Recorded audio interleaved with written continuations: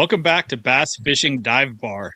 I'm Adam Hinkle, and we got Kurt back in the studio after cleaning up a tree that fell on his roof. Fun stuff. Fun stuff. Fun stuff. And we got a swim baits only episode today. We're going to talk everything swim baits all the way across the country. I've got experience in Southern California doing it with the trout eater stuff. We got Colby Pearson from the Pacific Northwest in Oregon, and Rob Jordan down in Georgia doing the herring stuff for the big spots. Thanks for coming on, guys. Absolutely, man. Thanks for having me on, man. I'm really looking forward to it. Absolutely. Rob, you're a swim bait builder too, right?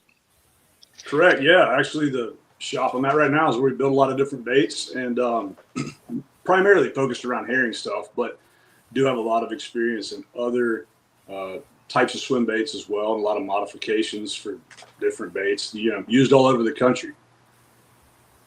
Nice. And Colby, you're an old school guy. Like, I remember seeing you on the forums, that chubby kid with the flat bill hat, throwing the old school HUD. You've grown up since then. It's crazy to think about, man, that, at this day and age, 2026, I wasn't too far off base being one of the not first guys throwing a swim bait, but in my neck of the woods, there's not many. In your area. Sure. Yeah, so it's cool, man. It's cool to see over the decades how the bites changed and baits change and the fish change. Yep. So when I started, pretty much like when the MS Slammer and the Osprey came out, that's actually maybe before that, the old hard head Castaic. And that was probably in the late 90s when that thing came out. That's when I really kind of got intrigued with it and dove all in. I had an old hard head Castaic that I was chucking around my local lake, walking the bank at Lake Murray, probably even before high school. And my brother, was right beside me throwing the baits, and he turned into, one of the best swim bait builders in the world, really. He's regarded at that level for sure. Colby, where'd you come in? Like Osprey, HUD? It's ironic that you mentioned the hardhead Castaic, because that's what I caught my first swim bait fish on too.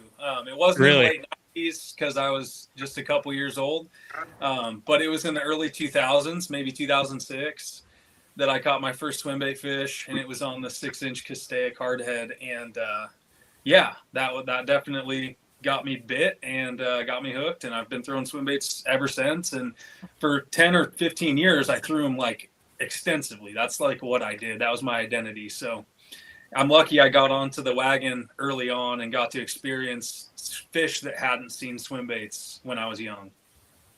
For sure. What about you, Rob? Where'd you get started? What time period? Really kind of that same time period. So the early 2000s, around then, that was when I first started throwing swim baits. Really kind of got hard into it though. Probably 2005-06 range would probably be when that became a part of fishing identity in a way. And then over time that has kind of shifted. And as far as like different techniques that you focused on, but really at heart, fishing for big fish, fishing with different types of baits, fishing with swim baits specifically, like looking for that type of strike, has always been something that that's the top of the game to me. And very much like what Colby was saying, that time period and some of those same baits were a factor for me, using it all over areas in the Southeast, but putting those baits in places where they truly really haven't seen a lot of baits like that before.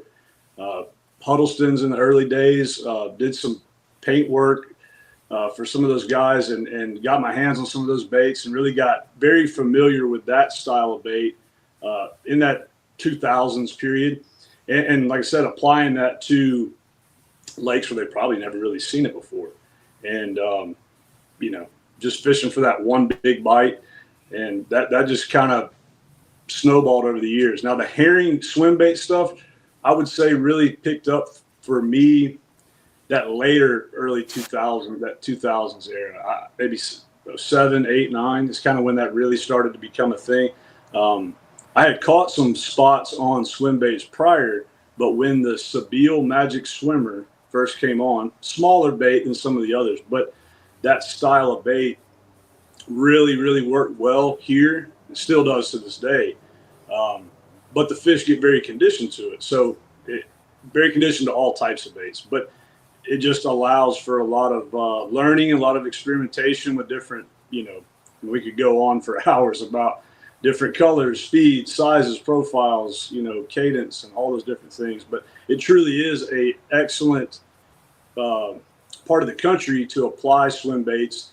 Maybe not always in the aspect of the biggest trophy fish that you may see in some other regions of the U.S., but really, it's just all a matter of how you look at it. A lot of places a 4 or 5 pound spotted bass is way bigger than they get some places, and then maybe even in like the Pacific Northwest, that's they get a lot bigger than that. So, but yeah, that was kind of the time frame where that really it just kind of locked in with me. That's something that I really like to do, but in a tournament aspect, sometimes big swim baits apply, and then sometimes maybe more of a finesse approach is the day-to-day more consistent approach. But deep down, man, I'd rather just throw a swim bait the whole time. So it started as a trout deal for you then too. It wasn't always herring. Trout and bluegill and baby bass. That was something that mentioned early days of painting baits for other guys. My primary customer base was the West Coast guys. And that's really, in one way or another, probably how I got familiar with Colby. I know we have a lot of mutual buddies. That time frame, still a lot of guys chasing the big trophy bass out west, kind of the tail end of what I would say would be the world record, chase. But a lot of guys were interested in having, really detailed, realistic paint jobs put on baits. So that was also how I got very familiar with a lot of the baits that typically somebody that lives in Georgia, you'd be like, how do you know about that bait? That's not something that guys typically have here. But like I said, a lot of my contacts and customers were on the West Coast. And that's really what taught me a lot about swim baits, not only the different brands and types and models and all that, but about modifications and about application stuff that it was new here. You know what I mean? It wasn't as commonly talked about. So really, I give a lot of credit to a handful of guys on the West Coast, for really sparking that, getting that fire started for me. Yeah, it really started on the West Coast. San Diego and LA really is really where it took off. Castaic and the San Diego lakes, because we were getting the trout plants. Did it start as a trout deal for you, Colby, or was it a kokanee thing? Because I know the kokanee thing plays a big part up there. Yeah, kokanee is a huge factor, but there's such select fisheries that have kokanee. It was 100% a trout thing for me, just obviously when you start throwing swim baits and you want to throw big baits, it's the pursuit of trophy bass. So that's kind of what got me into it. Was I'm catching nice ones. I know there's bigger ones. I want to catch bigger ones more consistently, and more importantly, I want to catch the biggest one. So for me, it was always just trying to catch the biggest fish that was possible. And it'd be a little bit of bluegill baits and catfish baits, anything that looks like a catfish, like a 7-inch osprey and a hitch color. For me up here is way more of a catfish, and they eat those. Like, that's one of their favorite food sources in the Northwest. And then trout baits are going to be the other main staple. And as I got older, into like my late 20s and early 30s, I got more into the kokanee baits, just because the actual kokanee fisheries are a little bit further away, higher elevation, or on the border of Idaho, Washington, or even in Northern California, where locally it's just mostly trout fisheries. And actually they stocked juvenile Chinook salmon smolts. So what a lot of guys in Oregon mistake as kokanee is actually a Chinook salmon that gets made, that's landlocked 8 to 16 inches. Interesting.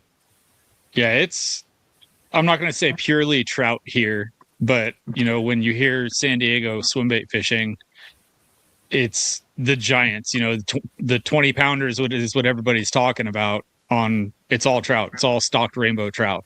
And it used to be that we'd get 2,000 to 4,000 pounds of trout a week dump in our lakes, and our lakes are small. Like most of the lakes that we're getting those plants are 80 to 120 surface acres. And when you're dumping 2,000 to 4,000 pounds of trout a week, that average 6 to 10 inches, it's just a load of candy bars. And that's why those fish grew to the proportions that they did. It was unbelievable. And we're not seeing that these days. The city's not paying for any of those stocks. So you've really seen the swimbait game really drop off, with the exception of a couple of our lakes. But are you seeing, is it still at its height in your guys' area? Yeah, I'd say the trout stockings in the Northwest have remained pretty consistent. Some select fisheries, it seems like they're favoring a larger stalker size fish, where they used to be those 8 to 10 inch trout, which is perfect. That's best case scenario in my mind. You see more of like emphasis on a trophy trout, which constitutes like a 16 to 20 inch fish. But there's still a lot of those 8 to 12 inch trout available. And if they're available, they're going to be chomping a swimbait. I'd say the approach has changed. I've adapted with the times and strategies, and I'm probably able to get bit on a swimbait as good as, maybe not as good as ever, but still very consistent. Like I catch them on it to this day regularly. What about you, Rob? Yeah, I would say that. I mean, it still is good of an option or a big fish bait as ever. We have a ton of pressure in the region where I live at, and a lot of tournament pressure. Most lakes, I mean, most of the lakes are very clear, and it presents really good options for the ultra finesse stuff or the opposite extreme. Like your really aggressive big bait stuff like that. The ability to catch them with it is always there, especially your herring style baits. The application and the times that you may use it, you have to get creative with that. And like Colby said, you have to kind of adjust and adapt with the times, because excessive pressure on fish that maybe once weren't always targeted as regularly does present some changes in your approach and your tactics. But when fish are so tunnel vision, I'm just talking about herring bait specifically. I mean, there's a lot of other options too. Your gizzard stuff, your trout stuff is a player here. Baby bass, bluegill, and other baits too. But we're just talking about herring specifically. They get so tunnel vision on the lakes that have them. I have a good population of them. Periods of time, like right now, is the time of year that the herring spawn, and then there's windows throughout the year where portions of those fish get so tunnel vision on that bait. I mean, it is, like you said, in a way, it's an equivalent to a trout, where it is a candy bar. I mean, it is a tunnel vision. They're not stocked here. They're actually an invasive species of fish. But the bass, and other fish just totally dial in on those. So anything that represents them is always a factor. And it really can be almost 12 months out of the year. I mean, certainly weather and stuff plays a role there, but it's not uncommon to catch fish on a bait like that, on a swim bait. Really, any time of the year, it can be a factor. But it's primarily strongest, in the late spring, early summer, and then again in the fall is your peak windows that where you get a lot of bites on it. Numbers of bites, but you can still get maybe a really big bite throwing any other time of the year. So the big bite thing is still typically a winter kind of thing for you guys. Yeah, the herring stuff is kind of it can be like the herring swimbait application can kind of be like obscure to what most guys would apply swimbaits in other places. Like it always throws guys off a little bit because you talk about stuff that's kind of completely opposite to what to how you may approach a trout bait or some other type of bait, a glide style bait. Some of your multi-joint herring baits, extremely fast, presentations. It can be a big player at times. Deep open water, really fast, really aggressive. For years, like people would comment on a video or something and say like, there's no way a bass would ever eat something like that. Well, of course, over time, we were seeing that on a daily basis, that like that was just normal. But a guy may see it in other parts of the country and think you're completely crazy for, winding a bait as fast as you can, skipping it, stopping it, hopping it, and then creating a strike that way. Versus most guys think of a swim bait as, chucking it, just kind of really, focused on that, really precise presentations, really consistent reel speed, getting the rate of fall right.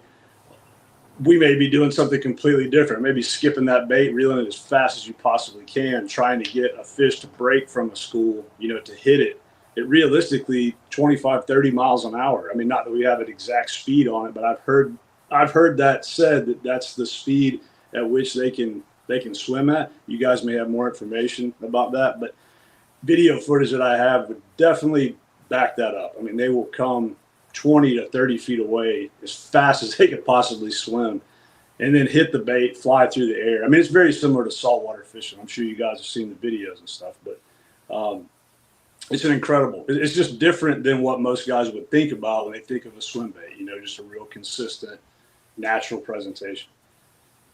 Now, are you relating that to how fast the herring are moving, or are you relating that to getting a reaction out of the fish because of how fast you're moving the bait? Both, really. Both.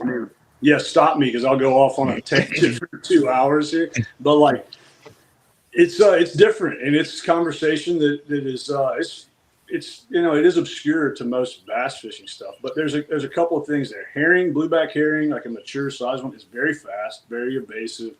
When isolated from their school, they don't swim in straight lines. They're trying to get out of there. Very similar to, you might see like a flying fish in salt water. I mean, they will skip, fly, turn, dart. They're trying to get away. With spotted bass, largemouth, and stripers that hunt them around here, that obviously directs their attention, because a big school of herring is not something that they do bust through them and corral them and do all that, but they really try to work that school until they break off some, and then they strike. It's very interesting to me, because even talking to other friends in the fishing world that we have from all over the place, I was talking to one last night that was just super intrigued with that. They are very methodical in the way that they attack herring at certain times, far more so than what may meet the eye. I learned a lot more about that, not only from guiding, but primarily from filming topwater and swimbait strikes for many, many years. Most of my guide time, being that the lakes are so great for topwater and swimbait fishing here, I would film trips in the past, or film certain windows, obviously, to generate content, to generate more trips back in the day. And over time, looking at that footage, reviewing it in slow motion, it presents a bit of a different story than, like I said, what might meet the eye. That like, they are very calculated in the way that they work as a team. Wolf packs. I mean, we see that in other places with bass, but just different than what most common conversations would lead somebody to believe, or maybe lead somebody that was new to this style of fishing to believe. Like, they don't just strike and blow up. I mean, they'll have a team. I mean, they work very coordinated. And like I said, in footage, you can see that. It's very interesting to me. I mean, it's very similar to like what you would see on like National Geographic, or excuse me, or on Discovery Channel or something like that. It looks like great white, or it's like great whites hunting seals, or orcas hunting something. It looks very much like that. Of course, it's on a very small scale. And it makes sense, because a herring is fast. It's going to try to get away from them. It's not something that it takes speed to attack them, And it's interesting to me that, like, when you find a wounded herring, you'll find them on the surface around here. They may have a strike mark on them. They don't really care about that. Like, they want one that is moving quick. And oftentimes, circle back to your original question, like, the speed will trigger, a lot of times the most aggressive one in the school, they will shoot up on it, look at it, evaluate it, and they might swing back, and then they'll strike a lot of times. Or if there's a small school of fish, 3, 4, 5, 6 fish, you'll often have one shoot up, look at it, maybe 2 try to box it in, and then 1 hit it from the bottom. And that really opens up a whole very interesting conversation in regards to we're talking about spotted bass here.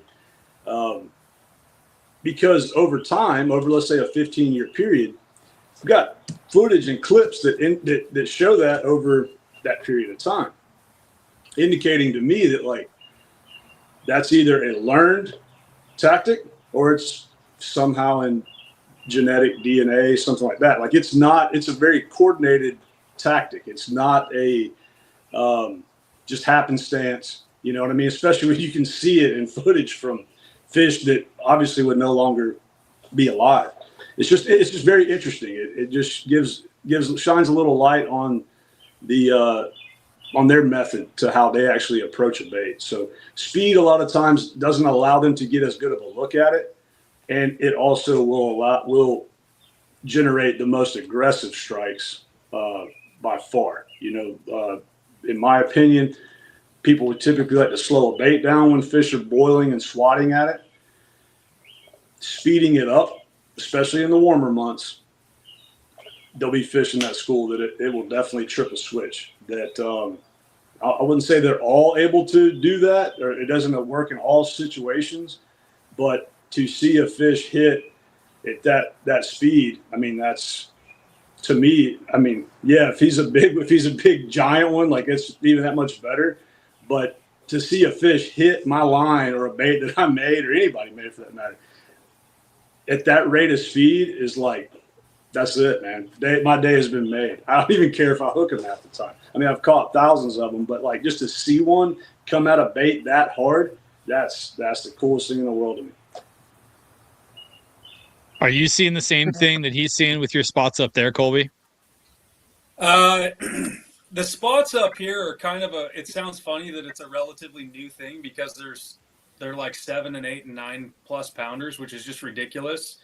And they're in small lakes. So the one thing that I don't see them do almost ever is move fast, ever. Like they're so calculated and so inquisitive. They'll follow slowly. And I've had 40-pound limits of spotted bass follow my swim bait all the way to the boat, right? They're super duper hard to get to bite. And when you do, they almost always just give you a little half-ass bite. So hook placement's key. I with smallmouth, I see it all the time. The more explosive that you can make them and force them to be to get a bait, the more likely they're going to commit to a lure and probably commit the way you need them to commit to get hooked and stay hooked. So I play speed for smallmouth a lot. I wouldn't say all the time, but for spotted bass, the ones that I have caught, it's like they're in my opinion, as intelligent in relation to their environment is like the absolute apex largemouth, like SoCal largemouth, like the 16 and 17, 18, 19 pounders that do not ever eat a lure ever, right? These fish live on the same pieces of structure year in and year out, and many of them a human being has never put hands on, and it blows my mind.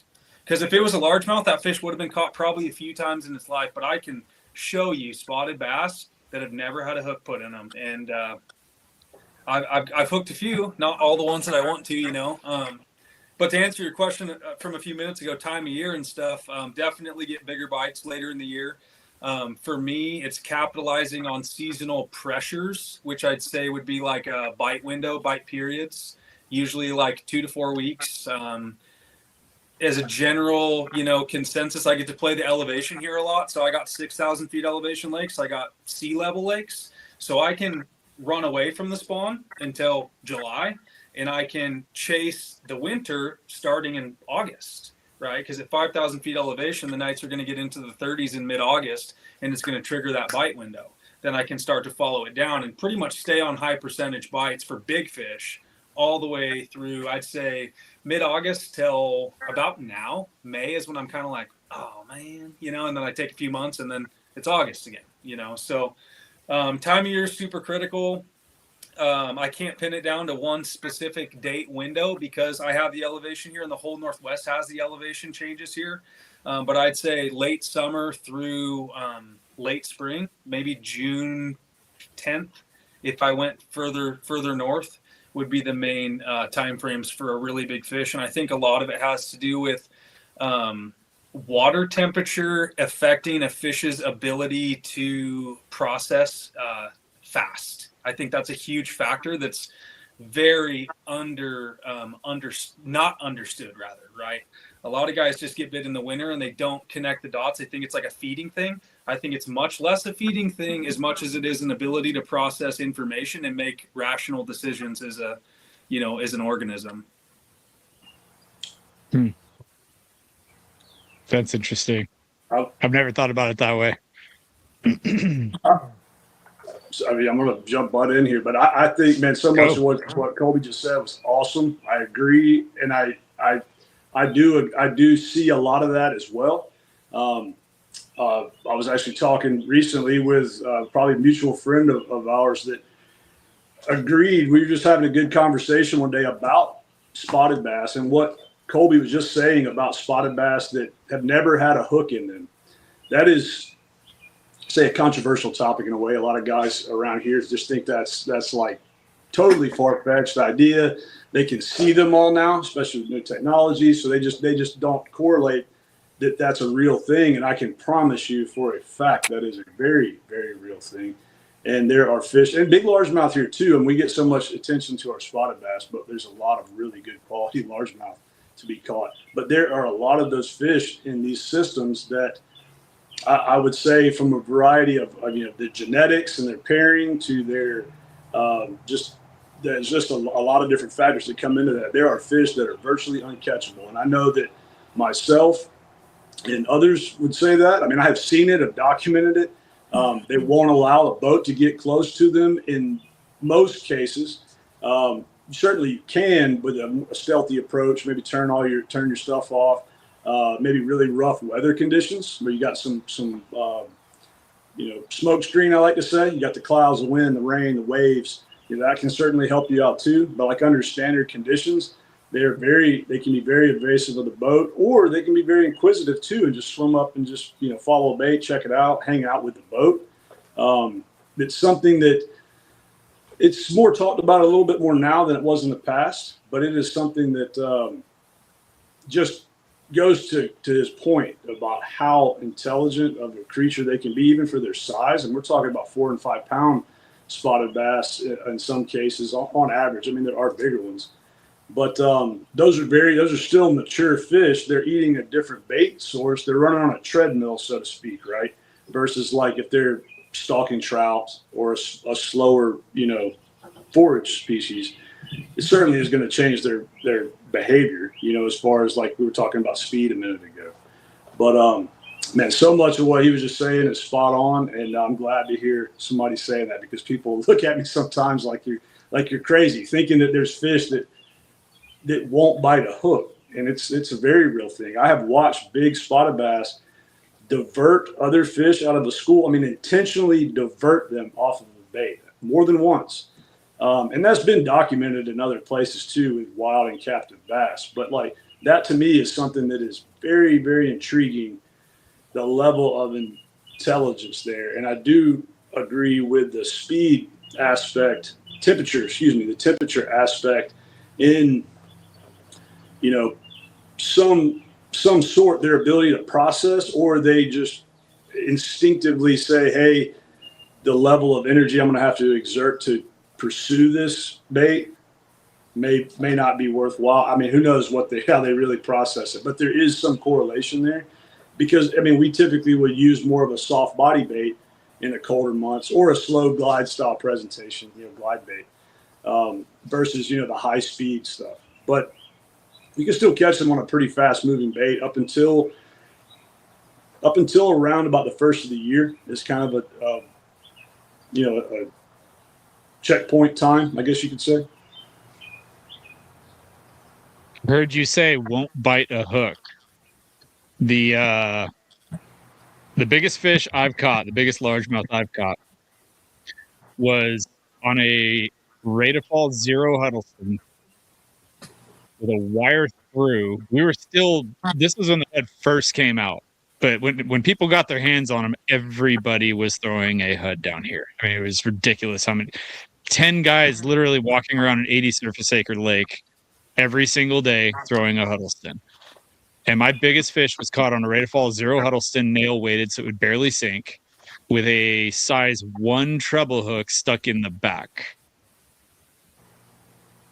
purely for concealment, because that fish is looking straight up. They don't see a hook. And you're seeing more and more baits like this one here. Colby and I were talking about this bait here a few minutes ago, and this one's the real deal.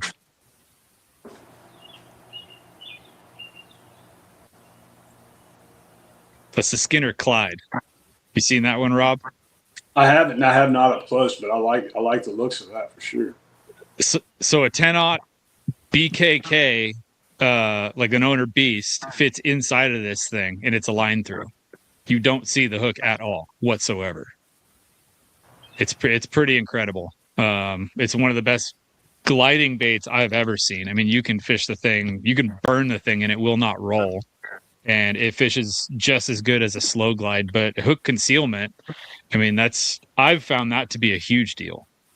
Absolutely. We were painting hooks white. I remember everybody probably remembers Matt, Southern Trout Eaters. What was Matt's name? Peters. Yep.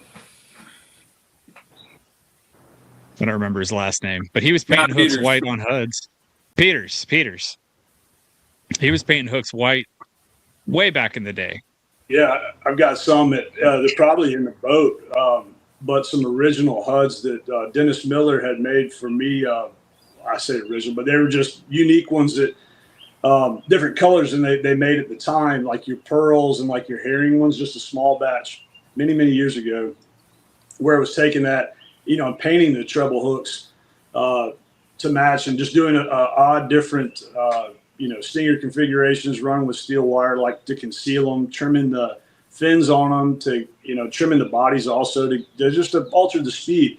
I've got some old videos in the past of catching spots on an 8-inch HUD here in open water.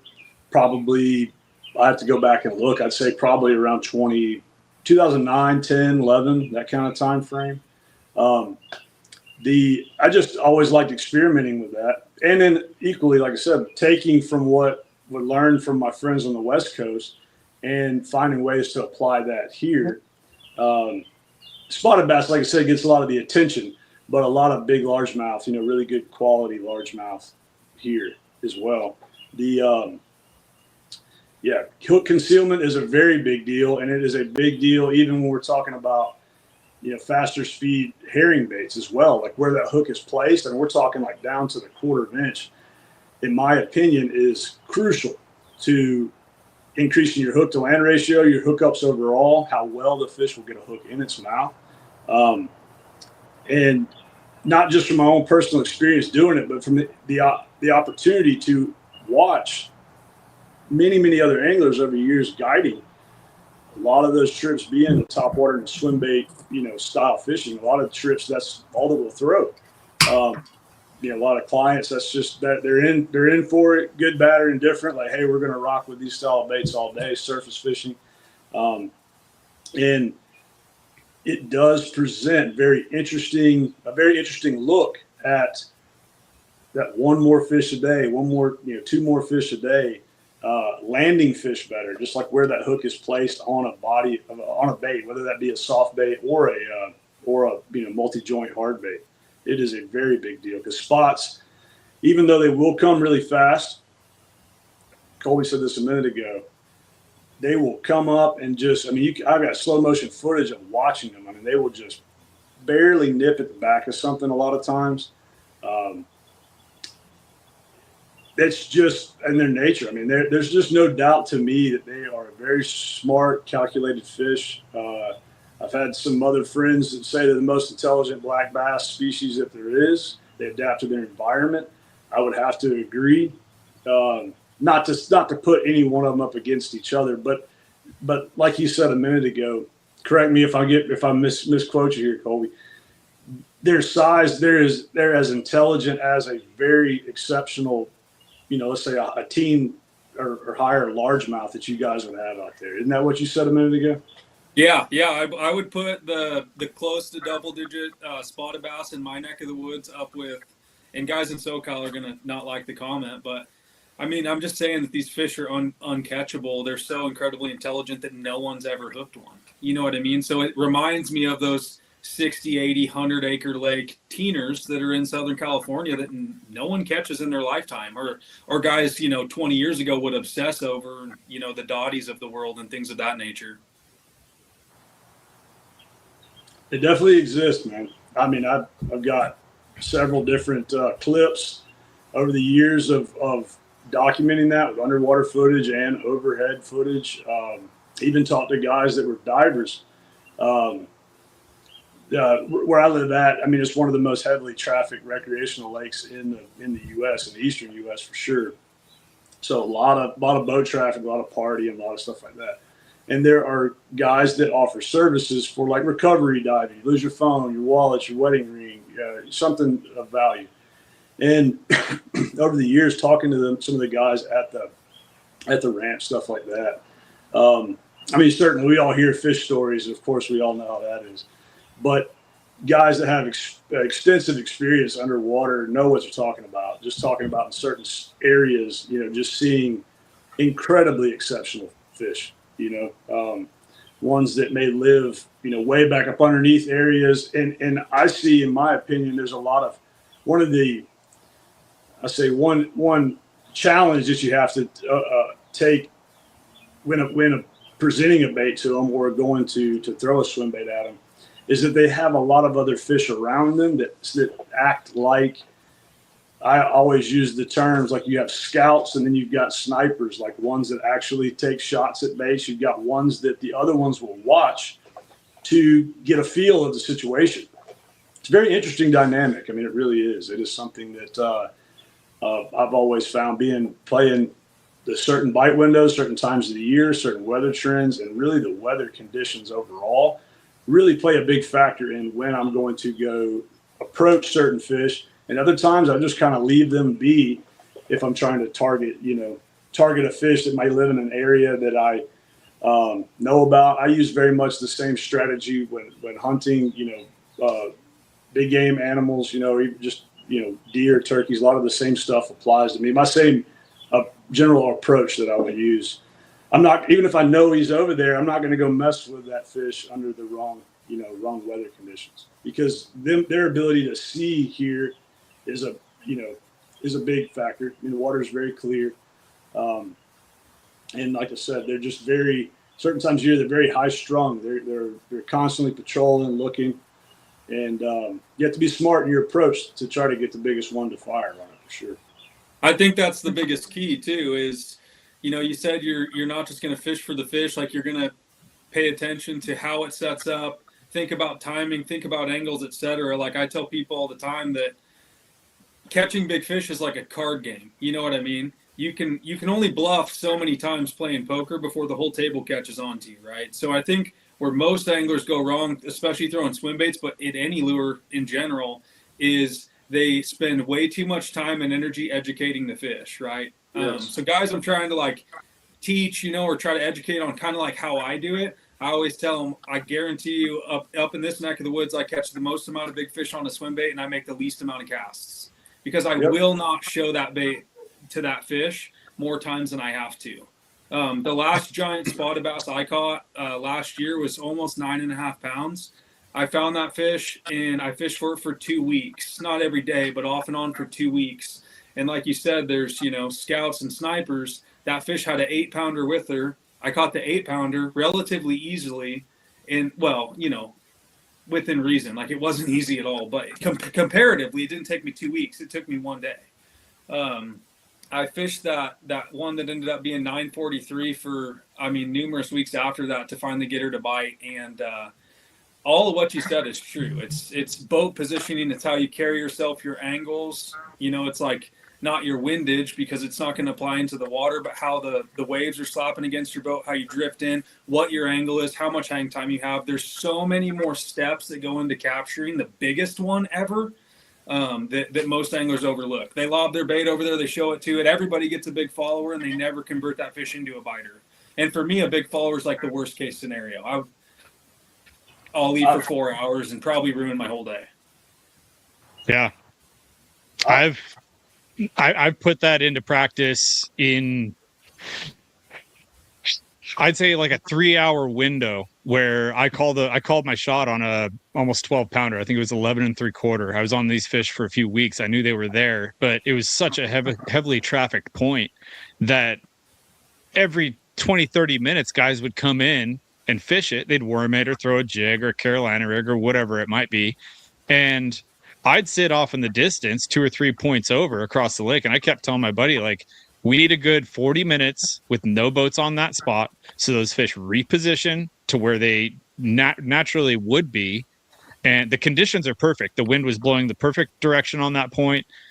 Barometric pressure was right. It was just the day you were going to catch that fish. And we got like 40 minutes where nobody came in. And I said, okay, let's go in. I'm going to catch a big one.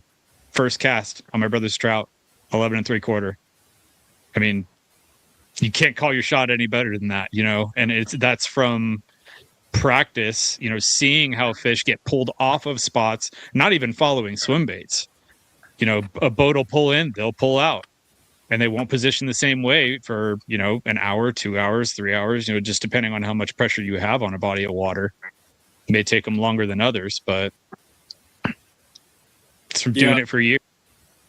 I'm a big time half caster too. And I mean, probably nobody who's just your general public bass angler would even know what that really means, but I will not fish a swim bait all the way to the boat. Like if I'm on a spot that I know they're on and they live where you think they live, they really do.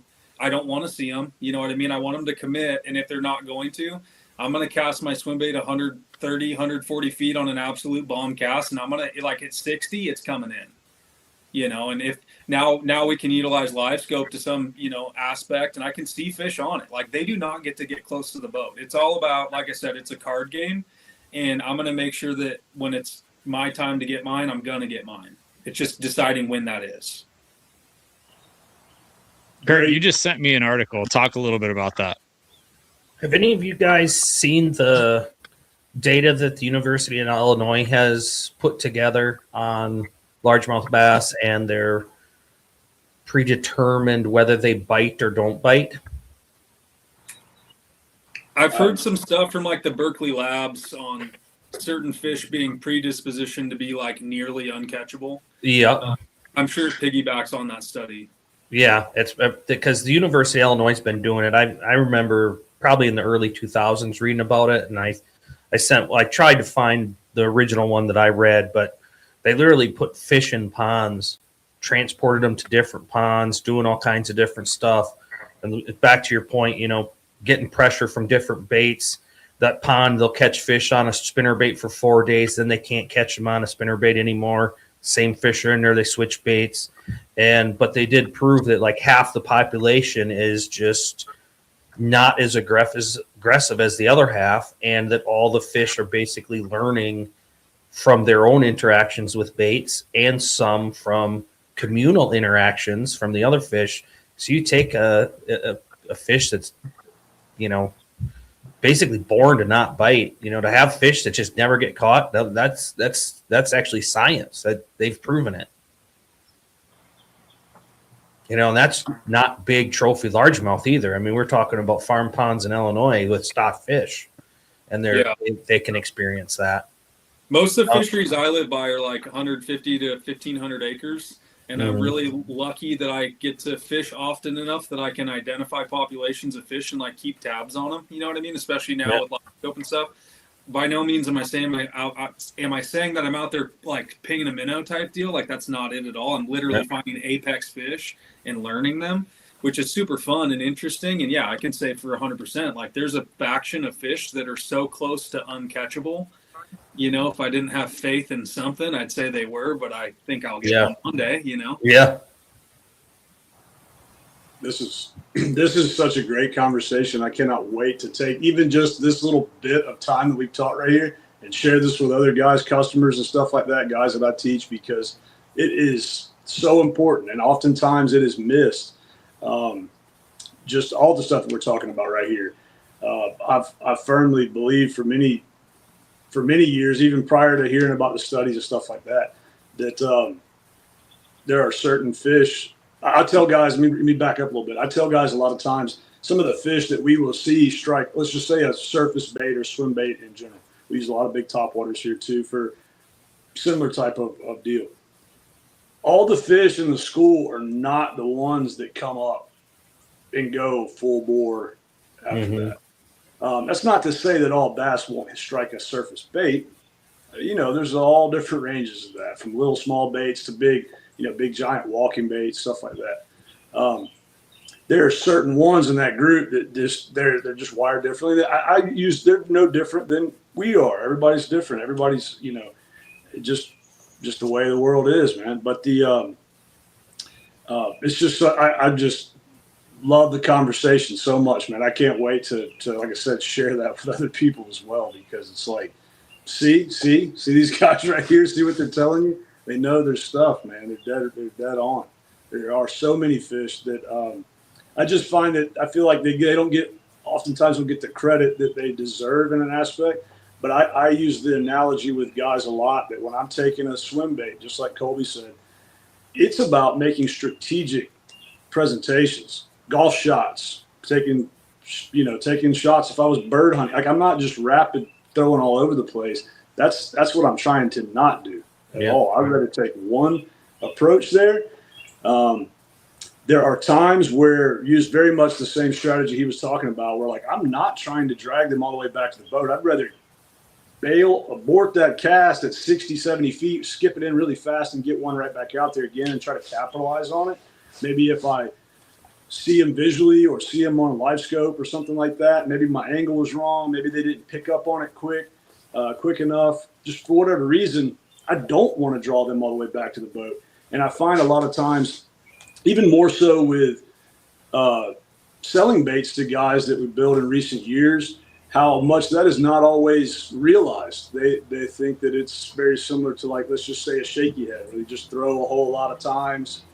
That's not what we're trying to do at all. I mean, it is a very strategic, that bait is for one precise presentation, one at a time, There are little windows where you can throw them all day and get a lot of strikes and stuff like that.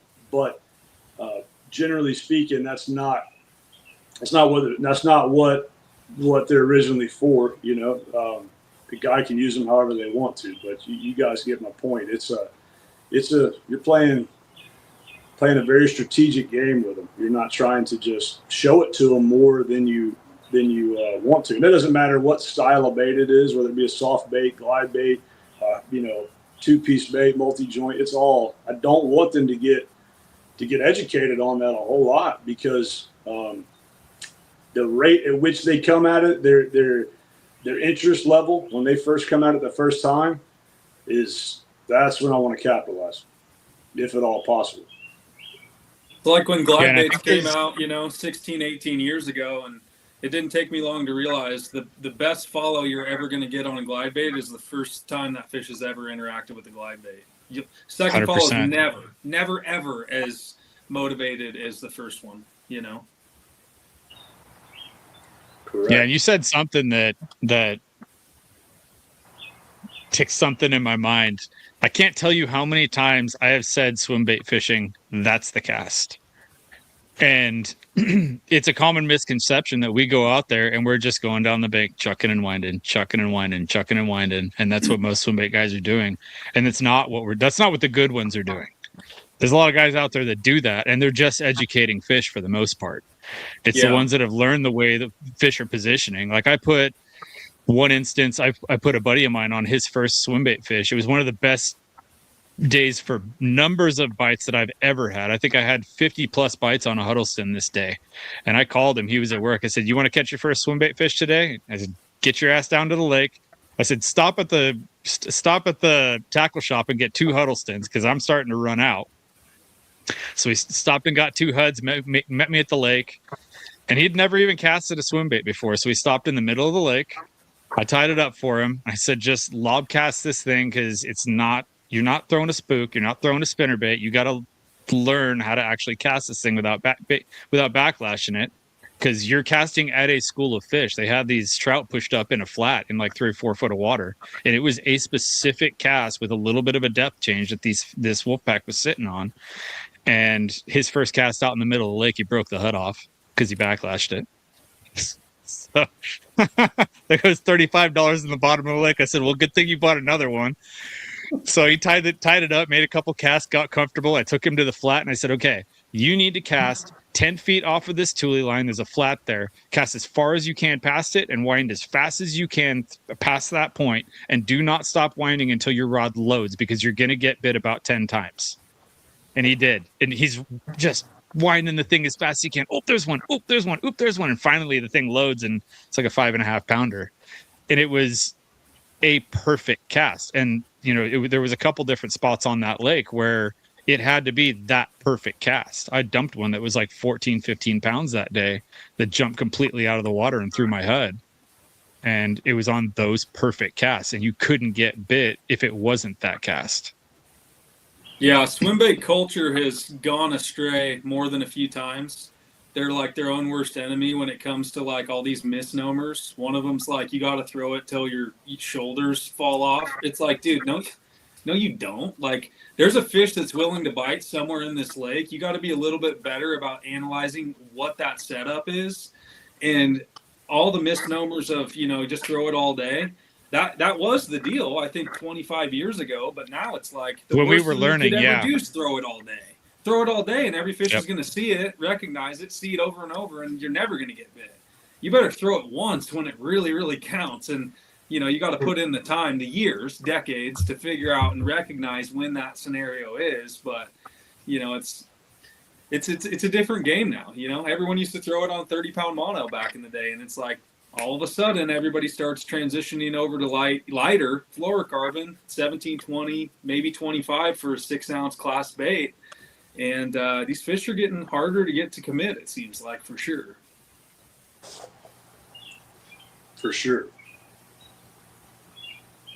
They are. Yeah, the one thing about, just what you were saying, I cannot emphasize it enough. It's so accurate. There's a lot of it. Just say it trains the fish a lot more when you have, let's say, when we're I don't say a poor application, but when we're going at it, like you said, just throwing it up and down the bank, throwing it across the point. We fish them a lot in open water as well.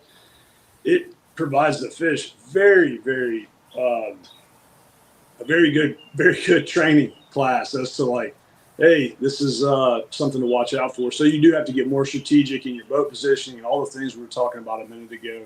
Your window of which you approach, the distance you approach them from. Would notice that a lot in the past. Just a rapid increase of behavioral change as a whole. Not to say they don't bite, not to say you can't catch big ones, but just a rapid increase in the past, let's say 3 to 5 year window.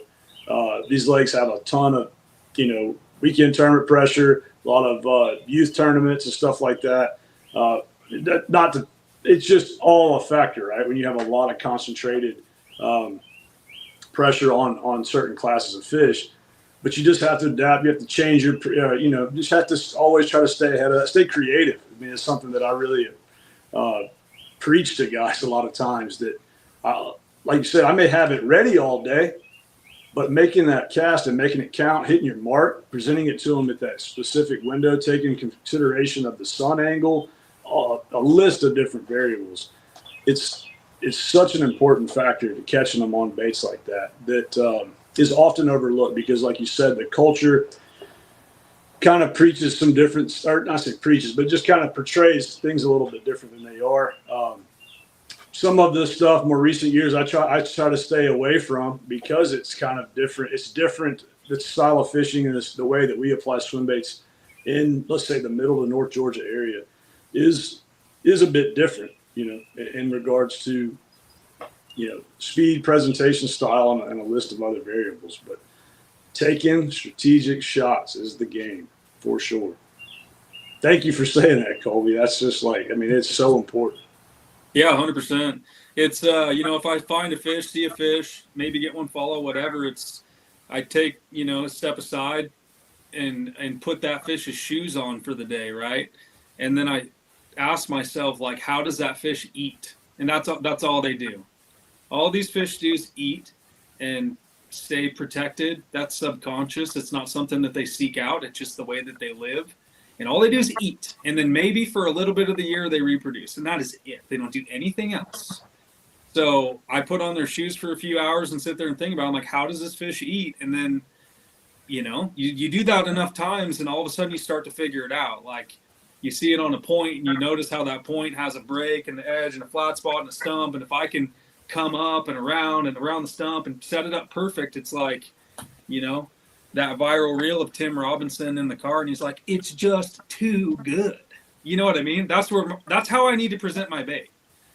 That fish looks at it and it's just too good. It might be fake, but that's how you get the one that no one can catch to slip up. You present it in a way that is just too good.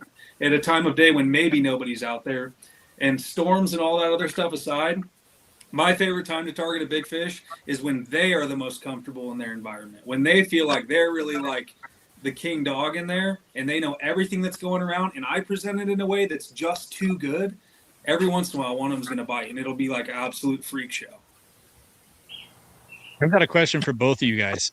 What percentage of your bites would you say are fishing uphill, throwing out to deeper water, pulling it to shallow water?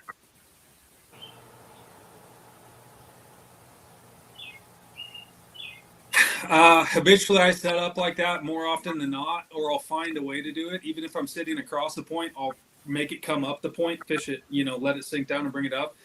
Adam, I'm going to say it's, unless I'm throwing like a line through or a top water, it's almost every single bite that I get. Okay. 80%. So I was talking about this just last night, conversation with a friend who lives up the East Coast, who had some luck on a swim bait that had done for him in a tournament this weekend. He won on a different lake throwing a herring swim bait. We were talking about that a little bit. Generally speaking, I very much fall in line with what Colby's saying. If I'm out there by myself, I'm going to try to intentionally present that bait, either pulling it uphill. Situations vary a lot here in regards to depth in which they'll hang out throughout the year. But I very much, and just by years of just doing it, I'm going to automatically try to attack that shot different than what I would imagine the other guy would. Let's just say most guys are going to pull up from deep water. He's throwing up that point, bringing it out. I'm going to automatically come at that and throw at an angle, down the side. I'm going to try to I guess it's just something over time that I just see how much that is a big deal, is a big factor. I mean, I very much built baits or painted baits for many years to intentionally be different than what is most commonly presented to them as. And that's just something that's become a trend in all aspects of swim bait fishing, topwater fishing, other approaches, teaching guys. I do a lot of hunting. I don't know if any of you guys do. I use very much the same strategy of approach of that. I want to try to do something different than the other guy. I feel like that is something that gets fish to fire. They get super conditioned to seeing the same thing. And to me, that is a really one of the most important factors, is to just take however your situation lays out and try to think about, how can I present this bait that is going to be natural to the fish, that is going to, maybe in some situations, I don't want the fish to see it for a long time coming. I want it to just cross him at the perfect situation where he doesn't have a lot of time, or she doesn't have a lot of time to analyze it, and just has to make that decision. Very much, and I'm sure you guys would agree, that something that I teach guys about when we're throwing different style of baits is, landing to the fish, the proximity. If you think the fish is here on the stump, for example, how far away you need to land that bait, or, how you actually feather it when it hits the water versus just chunking it and slamming the water. Some of our open water fish with swim baits, it might not be as big of a deal. You know, it might draw their attention and get them already looking that way. That is something that you have to take into consideration as well, because like you said, by nature, they want to be safe. They're natural predators, even from being small, bird strikes, and of course, other bigger fish. But I've seen that to be a big factor. It's always been a factor, but I see that being increasing. I mean, heck, there's times where they'll be 30 foot down and you land a Cinco out there and they'll just see them on live scope, just flee. And different weather conditions and stuff like that play a big factor. Sky conditions is something I talk about a lot, you know, cloud cover. Because, you know, they're looking up, right? So if it's crystal clear bluebird, they have a lot better look at everything, at the bait, the hooks, the boat, the line, you know, and all that. Just taking that all into consideration to your approach is absolutely so important. I'm glad you both said what you said, because typically the majority of the time when I'm throwing a swim bait, I'm fishing it from deep water to shallow water to create that illusion of they're trapping it in a pinch point. And sometimes it's against the boat. Like I've had fish eat a bait against the boat because they trapped it up against the boat. With the exception of one time or one season. And I think that one season was the only time I intentionally threw a big swim bait at the bank and worked it out to deep water. And it was a unique situation where one of our lakes was drawn down to the lowest point it ever was, and nobody was renting boats. Everyone was walking the bank, and they're all throwing out to deep water, pulling to shallow water. And my brother and I rented boats, went from the opposite direction, threw the bait up into shallow water, pulled it out deep, and we were the only ones catching giants that season. Like I had a day where I had a 10, a 12 3/4, and a 14.5 doing that. And there was a couple guys catching big fish, you know, at that place, but not like that. Not like we were. And it was because the angle we were presenting our bait. I got a piggyback comment to that too. And, you know, you touched on the fish pushing the bait up to a pinch point and then in turn enticing a bite. And that was my perspective and still is some of the times. But as a general consensus for me, my perception of that is that the bait's going to get away. So instead of them pushing the bait to a more favorable position, to me, it's like if I'm forcing them to eat it. I mean, if I burn the big fish, if I burn the best points in the lake, I don't get to go build a new point. You know what I mean? So for me, it's all about this is going to get away from you if you don't eat it at point A. So, you know, a lot of guys can say, I'm going to get bit on this cast. But a lot of my lakes, when the timing's right, I'll say, I'm going to get bit on this cast. I'm going to get bit right here. And there's nothing special about that spot besides it's going from 12 feet to 7 feet. And then here's going to be 4 feet. And I'll be damned if they let it get to 4 feet. They're going to come uncorked on it. And I think it's specifically because it's like, you know, like kind of like a shit or get off the pot situation. If you ain't going to get it, don't get it. And I'll give you another shot in 4 hours. I'm not going to show it to him again either. It's in and out, in and out. And yeah, it's almost like the reverse, you know, opposite of the general consensus of that choke point, which is totally valid. But it's an interesting thing to think about too. Yeah. You'd think that fish, if it chases it out into open water, it's thinking, how much energy am I spending? It ain't going to get away. It's in open water. It ain't getting away, just how much energy it takes. But it's going to get away if it goes shallow. Here's what made me think about it is if I get bit at the end of my cast or in the middle at the apex point of where that fish is, I've located it and it feeds, they choke the bait. If they follow the bait uphill, a lot of times they don't get hooked as good as you think they ought to. And I think it's because you're pressuring them into biting in a situation they probably otherwise wouldn't. So it's just another like arrow in your quiver to get that fish to 3/4 commit and maybe get a good hook in it versus ideally it's going to eat. You know, if she's 90 feet out and you cast 130, sink it down, and a big one that knows how to eat and knows where it wants to eat and you present it in that way is never going to let a live bait when she's hungry get 5 feet further. It's just not going to happen. So when they're inquisitive and they start creeping up that point, it's kind of like the uncomfort level rises, so you get to play that, graph on risk versus reward. And they're probably going to choose reward because they're the little pea-brain fish, as hard as they are to catch. Yeah. I think fishermen as a whole are, as bass fishing evolved, it was the bank, you flip the bank, you fish the bank, and you get taught over and over and over again the fish is going to pin the bait between the bank, or a frog's jumping off the bank, or crayfish are crawling down off the bank. So that's where those fish, and we were always taught, cast to the bank, pull it out, because the fish are there positioned to feed towards the bank. Mm-hmm. But when we started fishing with electronics and started going offshore, not many people started to reconsider how those fish offshore on a break or on a ledge is actually feeding differently, because they're not dealing with water ending on a hard surface, right?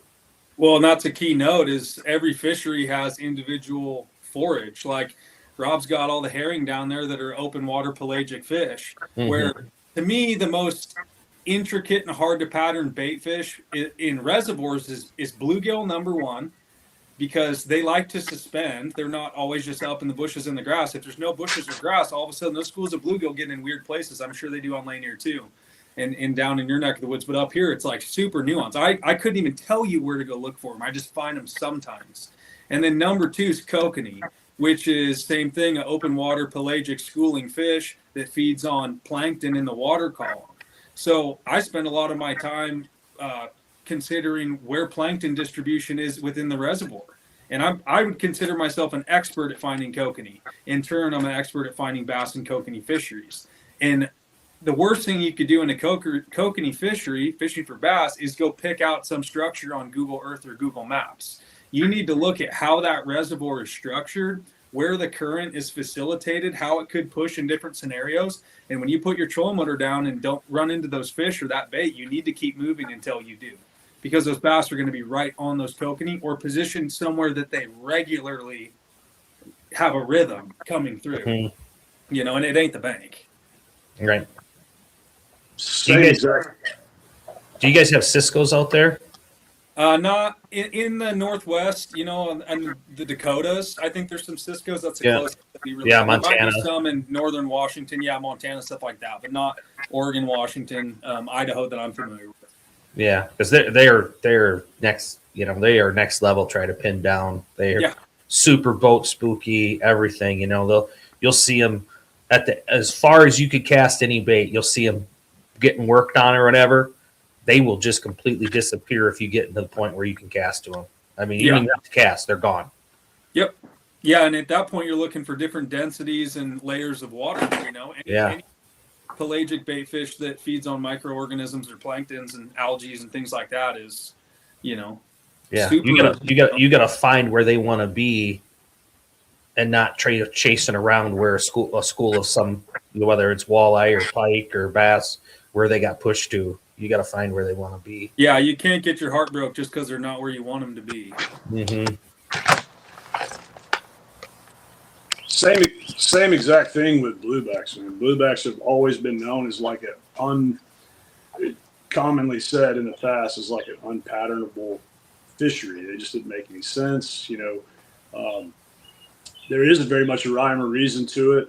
It's something I spent a lot of time focused on, but it echoes exactly what you guys are saying in regards to, I'm not necessarily, to a degree, there are certain location zones that you might get an idea about, but to your point you guys are just making, the last thing you want to do is say, hey, I'm going to fish this spot, that spot. You need to be taking into consideration all the other factors. Big bluebacks, open water, they are typically going to show up in certain places, but it's a high oxygen level area. It is somewhere where it's getting a lot of current flow. Seasonally, it changes when the water and the clarity gets water clarity for different reasons is down or whatever. You can't see as well. They generally don't like that. They want to be able to move and get away too. They go really deep sometimes. They go deeper than the bass can get to them. Something I was thinking about a minute ago, because I know so much varies there are a lot of similarities all across the country, but there's also a lot of unique nuances and just different things that apply to even places that I've fished or in just one neck of the one area of the country versus the other. But the question I have would be other predatory fish that are a factor with the bass. I mean, do you guys have stripers? I know we were talking about earlier other big toothy fish, pike and muskie. Is that a factor in any of your lakes out that way? Oh, it definitely is here. I mean, especially with muskie, if you got high muskie populations, you can go to those type of lakes and those fish do not. I mean, it even seems like the biggest fish in that lake will not venture out over, that deep break. Like they find vegetation that they can ball up in. I mean, you start to wonder, like, is it because the vegetation's better but yeah, they seem to be very belly to the bottom. Don't want to venture out away from that weed edge too far. And it's been interesting over the years to watch some of the lakes go from a higher muskie population to a low population and how the fish will then start playing on the weed edges and be suspenders. And then as soon as they get it stocked back up and the muskie presence gets big again, all of a sudden that all goes away. We definitely see that has some type of impact. And, I don't know. I've never talked to a biologist about it, but I've had some muskie guys tell me that they've watched muskies literally come up and kill fish just to kill them and don't eat them. So, if that's the case, I mean, there's not too many muskies that are going to eat 5-pound largemouth, but they can kill one. I mean, a 40-inch muskie's got inch-long dagger teeth that just bury into hickory when they bite down. I mean, they can be nasty if they wanted to be. And I think when that bass is 2 pounds, does it know that it's 5 pounds? Does it know that muskie's not as much of a concern anymore? I don't know. But there's definitely seems to be an effect. Smallmouth, it doesn't seem to bother as much, but largemouth, it definitely seems to. Very few, if any, predator species in the Northwest. There is some lakes that have some stripers that get into them, wipers, few tiger muskie in Washington. But other than that, nothing that's going to inadvertently compete at a high level. There's lakes that have some landlocked salmon. Sure, maybe they're eating the bait fish also. But other than that, generally in the Northwest, basses, rules the roost in most capacities. There's a lot of walleye too. So yeah, I mean, there's a lot of predators for a small bass, but once a bass reaches adulthood, not a lot of predators and a moderate amount of competition, if any. Yeah, that's the case here too. The largemouth are the apex predator in our lakes. I mean, we've got giant blue cats that will definitely do some damage. We got blue cats up to over 100 pounds. And over in the desert lakes, you got giant stripers, 30, 40, 50 pounders in Mojave. But they'll wipe out shad populations, but they don't really seem to bother the bass much. One thing I will say, when you guys were talking about all the, pick your time, the right casts, all that stuff, being where I'm from, I've met and spent a lot of time talking to some really good muskie fishermen. I mean, guys that they've done that for a living, built baits, guys like Joe Bucher and, there's a laundry list of guys, and they all say the same thing. When you could your whole conversation about how you're fishing those true trophy class fish, every time you said bass, if you would have just put muskie in there, it would have been exactly like talking to any of those guys that have been doing it for 50 years. And that's why so many of them, they go, catching big bass is easy. I just fish for them like I do muskie, and I catch big bass. But they're 100%, they say the same thing. It's those bigger baits, picking those times. You're not covering water. Don't go, if there's a big fish on a spot, don't go there. They talk about moon phases or weather conditions. They're like, don't go there. Don't go there and show that fish that bait. And that's how they've approached it. And I think to your guys' point before, like everybody looks at swim baits as in my opinion, as a cover water presentation, like you were saying, and that's that's not the way. I don't think you should be fishing any bait like that. Like if you're fishing of something on a certain spot, you should be picking your shot, not just randomly casting. Well, I'm gonna fish the 100 yards all the way up to this and make a couple casts that land right on the hump instead of you want to be over the hump or to the side of the hump. No, you pull up there, you get on your spot, and then make your cast. Yeah, the only time I think it depends on what your goal is too. You know what I mean? If you want to catch the biggest one, I recommend approaching it this way. If you want to catch anyone, go down the bank slinging. If you need a kicker in a tournament and you got 300 docks in a glide bait, probably going to pull one off one of those docks. So trolling motor on 100 and go for it. Like Rob said, talking about hunting, if you want to shoot a 200-inch buck, first thing you need to do is put out a trail camera. If you want to shoot a buck, well, you could probably go bushwhack and go find one. So it's all about strategy, and both totally valid. Tournament strategies cover water with a glide bait. That's what we see on the Opens and the Elite Series. So it totally makes sense that's a lot of guys' general consensus. I was just going to say, the only time that I intentionally fish for follows is when I'm practicing for a tournament. And I showed this bait to Colby prior to getting started. This is what I threw practicing over in the desert for follows, just covering water. Because when you're fishing over there in the desert, you could go miles and not see a single fish. And then all of a sudden you pull into a stretch and it's just one 3-pounder, 4-pounder, 4-pounder, 5-pounder, 3-pounder, just in a small stretch where there's life. I don't know if it's minerals or what that's holding the bait fish in the area, if it's plankton that's being held there because of the wind or what it might be, but they're there. And it's paid off fishing for followers in practice. No hooks, obviously, because you don't want to stick them. And then you come back tournament day and throw something else in there. I'm not throwing the swim bait back in there typically, but it's about the only time that I intentionally fish for follows. Love the conversation so much because it's something that, like I said, it ranges so much from different parts of the country. But what you just said right there is something that I harp on to guys. It's like when you see them come up like the glide bait, depending on what your objective is, whether that be tournament fishing or whatever, I would opt to not come back and throw that same bait at them. I opt for something completely different. Just try to get that fish to bite, in a tournament scenario, whatever. But if I'm, going out like very much what I do nowadays, it's like I want to go catch them on a bait that I made. I'm not necessarily looking at a tournament, not looking at it from a tournament perspective personally. Sometimes I even enjoy, this is far-fetched idea, but way out there thinking, I like to find them and locate them and see them, know right where they're at. I did spend some time doing that last year, catch a few of them. Some of them I just left alone. I know that's really odd thinking for a lot of people, but it's like just blasting for deer. Yeah, I mean, like I very much like I have good friends of mine that take 200-inch deer, big whitetails around the area I live at. Those also draw a lot of attention to where any guy familiar with this stuff and big bait fishing or big fish trophy fishing, whatever that is, secretive is always a thing. Can be to a degree, right? Locations, certain baits, certain times.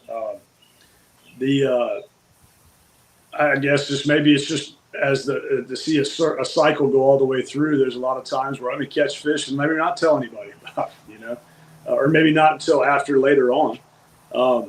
Just a personal thing, you know what I mean? Not wanting to blast it out there to kind of, just preserve something or keep it, keep it kind of tight-lipped. But to circle back just a second, though, talking about other fish being a factor in the way that they will approach swim baits, like I find that with our stripers here, there's a correlation between the two, like where the most aggressive bass are, fish hitting big swim baits, where stripers are present, that is a big factor in getting those fish to fire. Now you got to be prepared to deal with stripers, but you want to get them in quick, get your bait right back out there, because a lot of your biggest bass are going to, I say slip up sometimes, because of the level of intense competition going on in that specific environment at that time.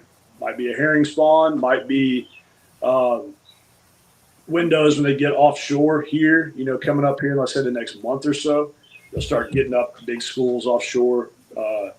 And those schools will kind of break apart in regards to fish that are just generally more bottom oriented. You got your suspenders, and then you've got some that we always called herring eaters or herring hunters. It's like a fish that kind of go back what we were talking about earlier. It's like by nature, by genetics, by whatever the case is, they tend to get up high and they hunt, they surf, they ride big open water, they get in a pack and they hunt. I mean, like I said, they're looking for something to eat. That's what they do all year, other than just a short little window where they spawn. And I feel like it's an inconvenience to them a lot of times. They want to be out there hunting, but they're definitely just wired a little bit different than some of the others. It's not to say you won't get a fish that lives generally more down deeper to eat a swim bait.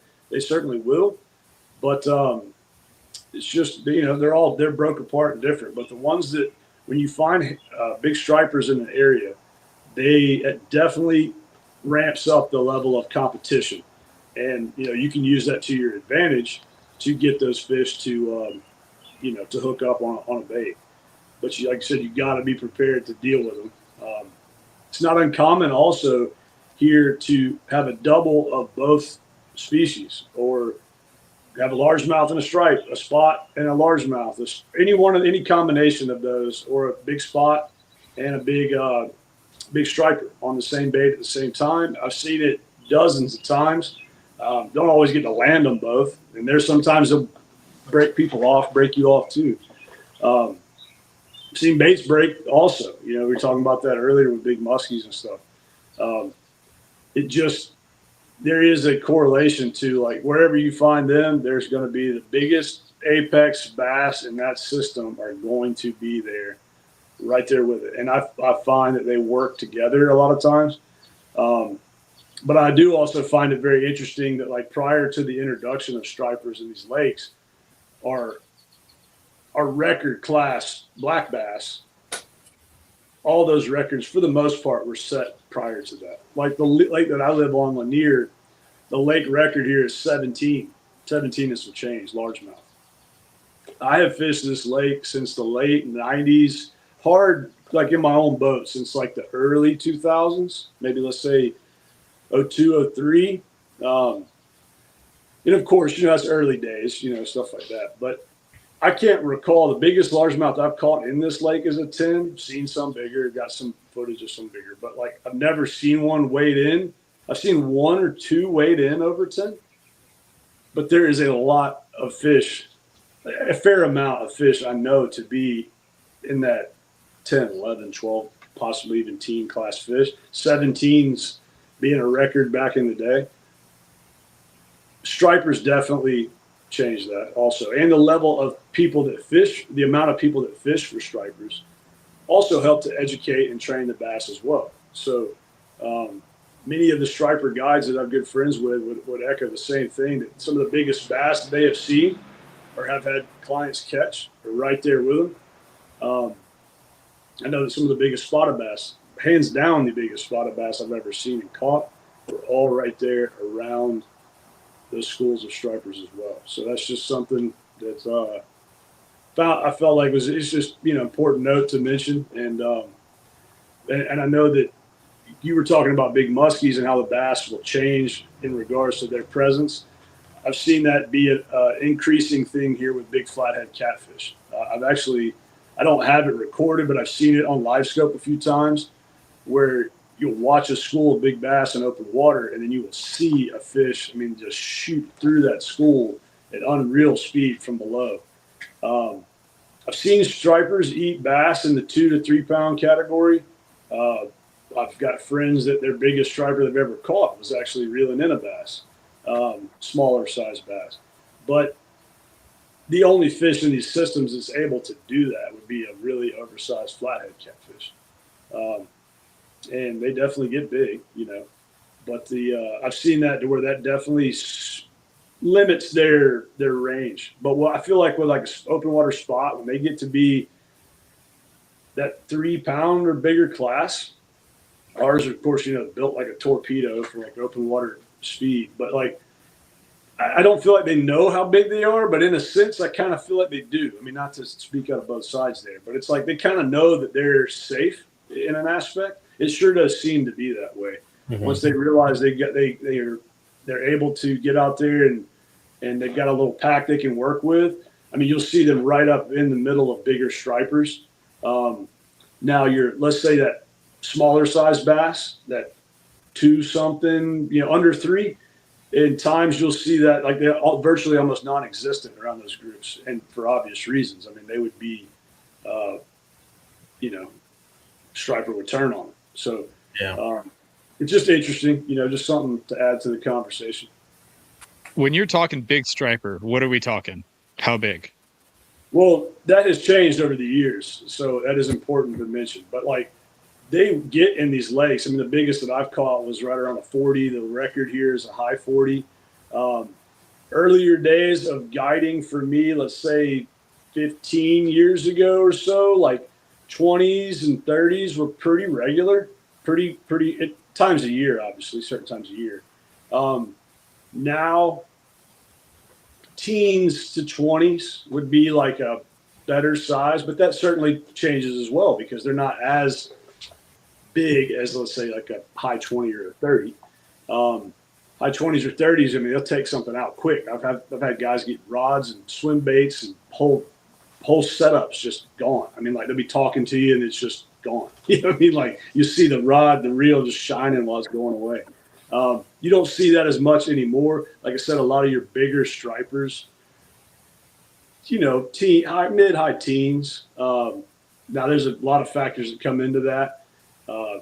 These are obviously all landlocked, stocked, but the amount of pressure and a lot of those things does factor into it as well. But there are really good stripers. I know that in different places they certainly do get bigger, but anything in that 20, 30-pound class it's a hell of a fish for sure. Colby, did you catch any big striper when you were out in Mojave and Meade? Yeah, I was actually throwing a little hair jig and I caught like a 20-pounder on 6 pounds. It was horrible. And it was my last hair jig. I tied kind of a heavy one because it was windy. And it was my last one. And I threw over a point and hooked it for some giant, just all the way to the middle. And I actually had a camera guy with me. And I was like, here's the deal, dude. I need this jig back. I troll out to the middle of the channel. I was like, we're just going to have to wait for this one to die. And I sat there with him just in 50, you know what I mean? Finally landed it. Yeah, it was like an 18 or 20 pounder.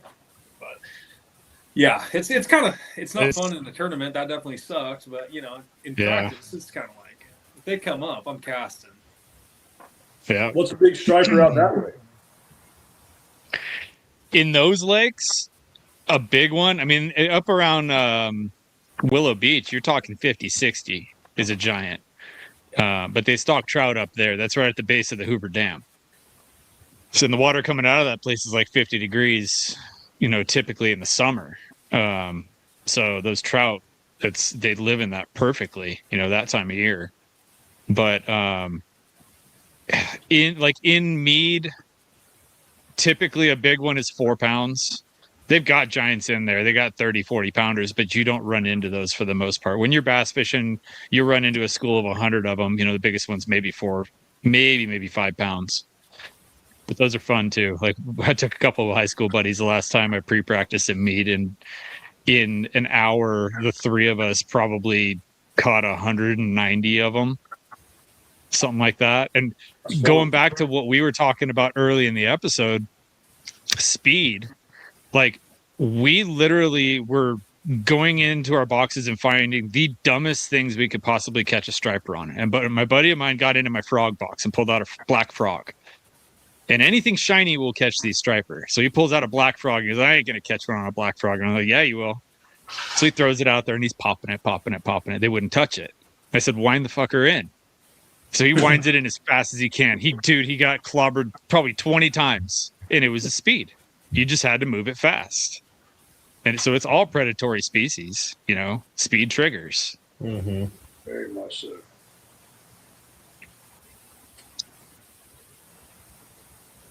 Rob, we've talked fish in the swim bait stuff. Let's talk lures. Let's talk about your baits.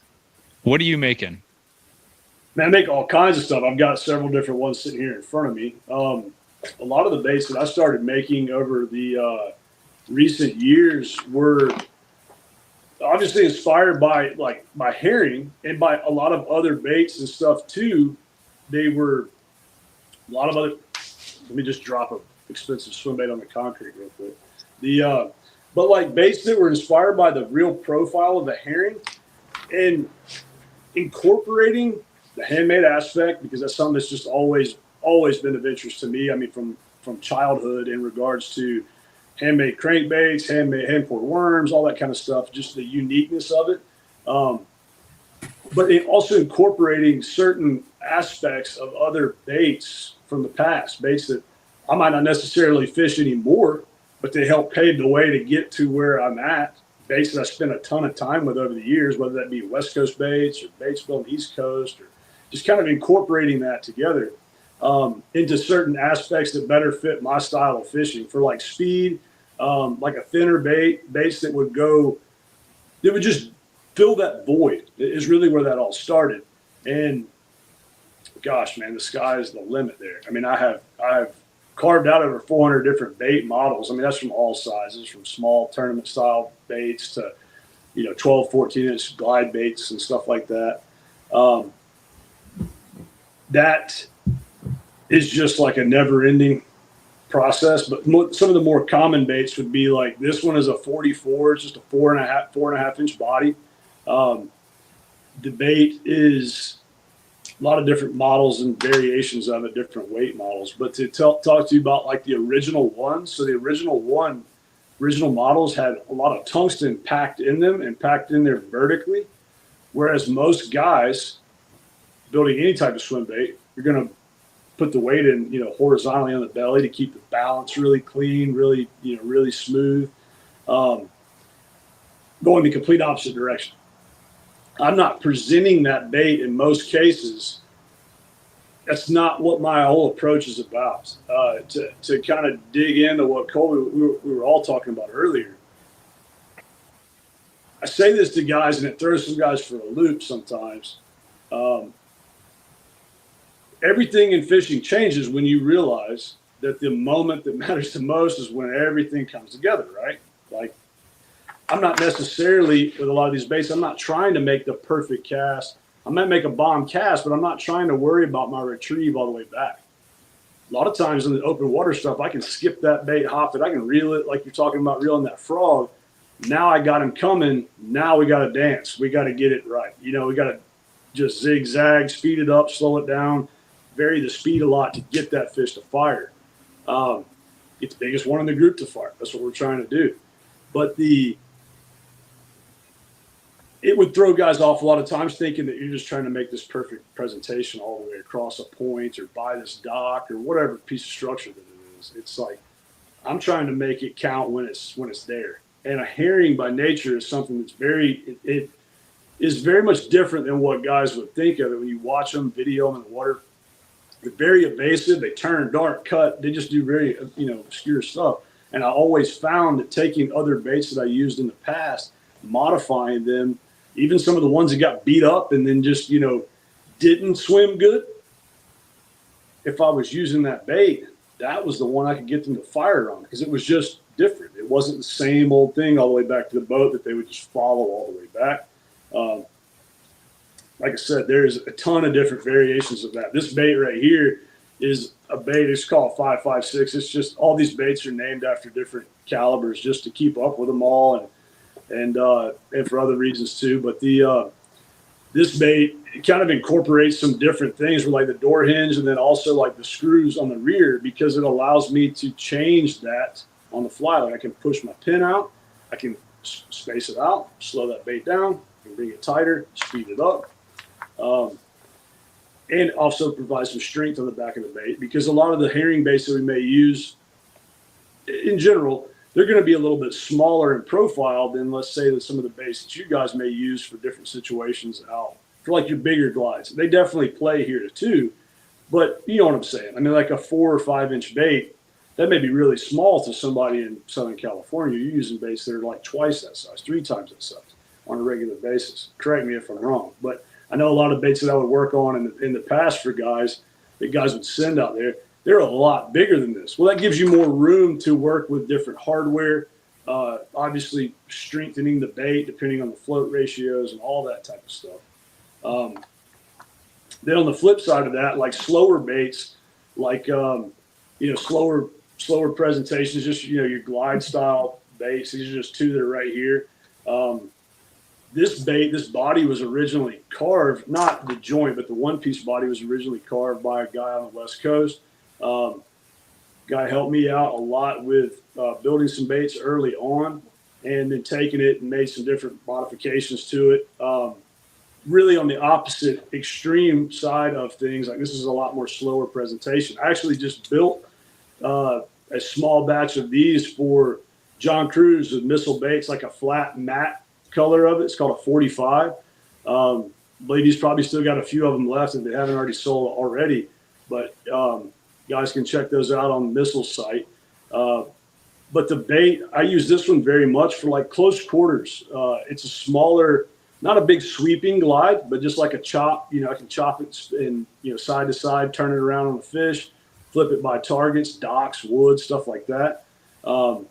We did a matte finish in those recently. Guys like that, But also the thing about this baits is that being able to modify them and repair them was where that all started for me. I'm going to beat the bait to pieces. I'm going to try to break the bait eventually. Like I'm going to thrash that thing to pieces, knock the paint off of it. That's what the objective is for me. But I have to be able to repair that bait or keep it going, alter it. Like for me personally, like I don't know what it is, if I was just wired right or wrong or whatever, but like I don't want the bait to just do the same thing. I want one that's just kind of quirky, loose, or obscure to what other guys are doing. If I've got guys are throwing a lot of the same type of stuff, I'm immediately coming at that with a different approach, like we talked about with my attack angle, my strategy, all those things, the bait being right at the pinnacle of like the most important part of that, right? All those other variables come into play, but I want to show them something that's a different look, different configuration, weight. I mean, all the different things that come into that. But that's where custom baits really all started for me in the first place. And from painting in early days to later on, kind of full cycle to having essentially a starting point of like a whole array, all the baits I could ever want, from little body baits, like I said, to really big ones. That is something that was, important to me because of, just wanting to have something different than like the name of the business, like different from the point of center. Like I want the far, that's where the apex fish are at. They're all those big fish and big fish I've caught over the years or watched other people catch. There's always something that really sticks out to me looking back that was unique about that. Even people catching one or even myself catching one that was kind of by accident, maybe they backlashed a bait out there or they were fishing the same way, but they stopped to tell a story, say something, grab their phone, whatever happened. And then all of a sudden, bam, there's that fit. There is that one fish. There's always something different about that. And then having the, ability to watch other people fish too is something that taught me, I guess, really even that much more about it. Just seeing the repetition of that, it just really in time presents a clear pattern that like, I want that bait to be different than the other guys. And a lot of time, and a lot of my time too spent in regards to work, baits generally around like, there was a portion of them off after like your collectors or big bass hunting guys, but the majority of it for me was in regards to like tournament competition for guys locally all across the country, but really the upper tier tournament stuff. And that's a loose way to put it, but guys fishing at a, higher stakes level of competition. I would have the opportunity to review baits that won tournaments, big national tournaments too, to help to try to recreate that in other baits for that person. like, hey, what is different about this bait? Why does this bait run this way, but this one right here that looks the same does not? To try to, build the guy another batch for, for his tackle for upcoming events. Now, whether that be colors or modifications and stuff like that too. So a lot of that, I know it's a lot of information there, but a lot of that just kind of all piled into the creation of a lot of these baits. I want them to be different, or I want to have the ability to at least alter them as needed or repair them, because like beating the crap out of them, they get, obviously get beat up. Well, how do I go in there and actually straighten that back up and fix it? Because I would have a lot of baits sent to me, very expensive baits the guys spend a lot of money on, sent to me to repair. Hey, I can't get this thing to run right. It's a great bait, but maybe it just took a hard hit. The pins were resin sealed in, and the bait won't swim right because maybe a screw or something got beat up and kicked off to where the bait is just kind of leaning really hard on its side. Well, how do you get in there and actually fix it? Now, I know guys nowadays, it's more common to have them where the pins are accessible. But being able to do that on like really, really small baits was something that was important to me. And I'll say one other thing, like on a herring bait, guys love like, and I don't even, it's not even so much to like push these baits. I'm just saying on different ones, guys love the soft tail look, right? I can tell you undoubtedly, no question whatsoever, doesn't matter what brand, a bait in an open water scenario with a hook tail and no soft tail by far surpasses the hookups and the hook to land, the overall bigger bites when we're talking about speed open water, because a spot is notorious for, coming at that thing, swiping right here.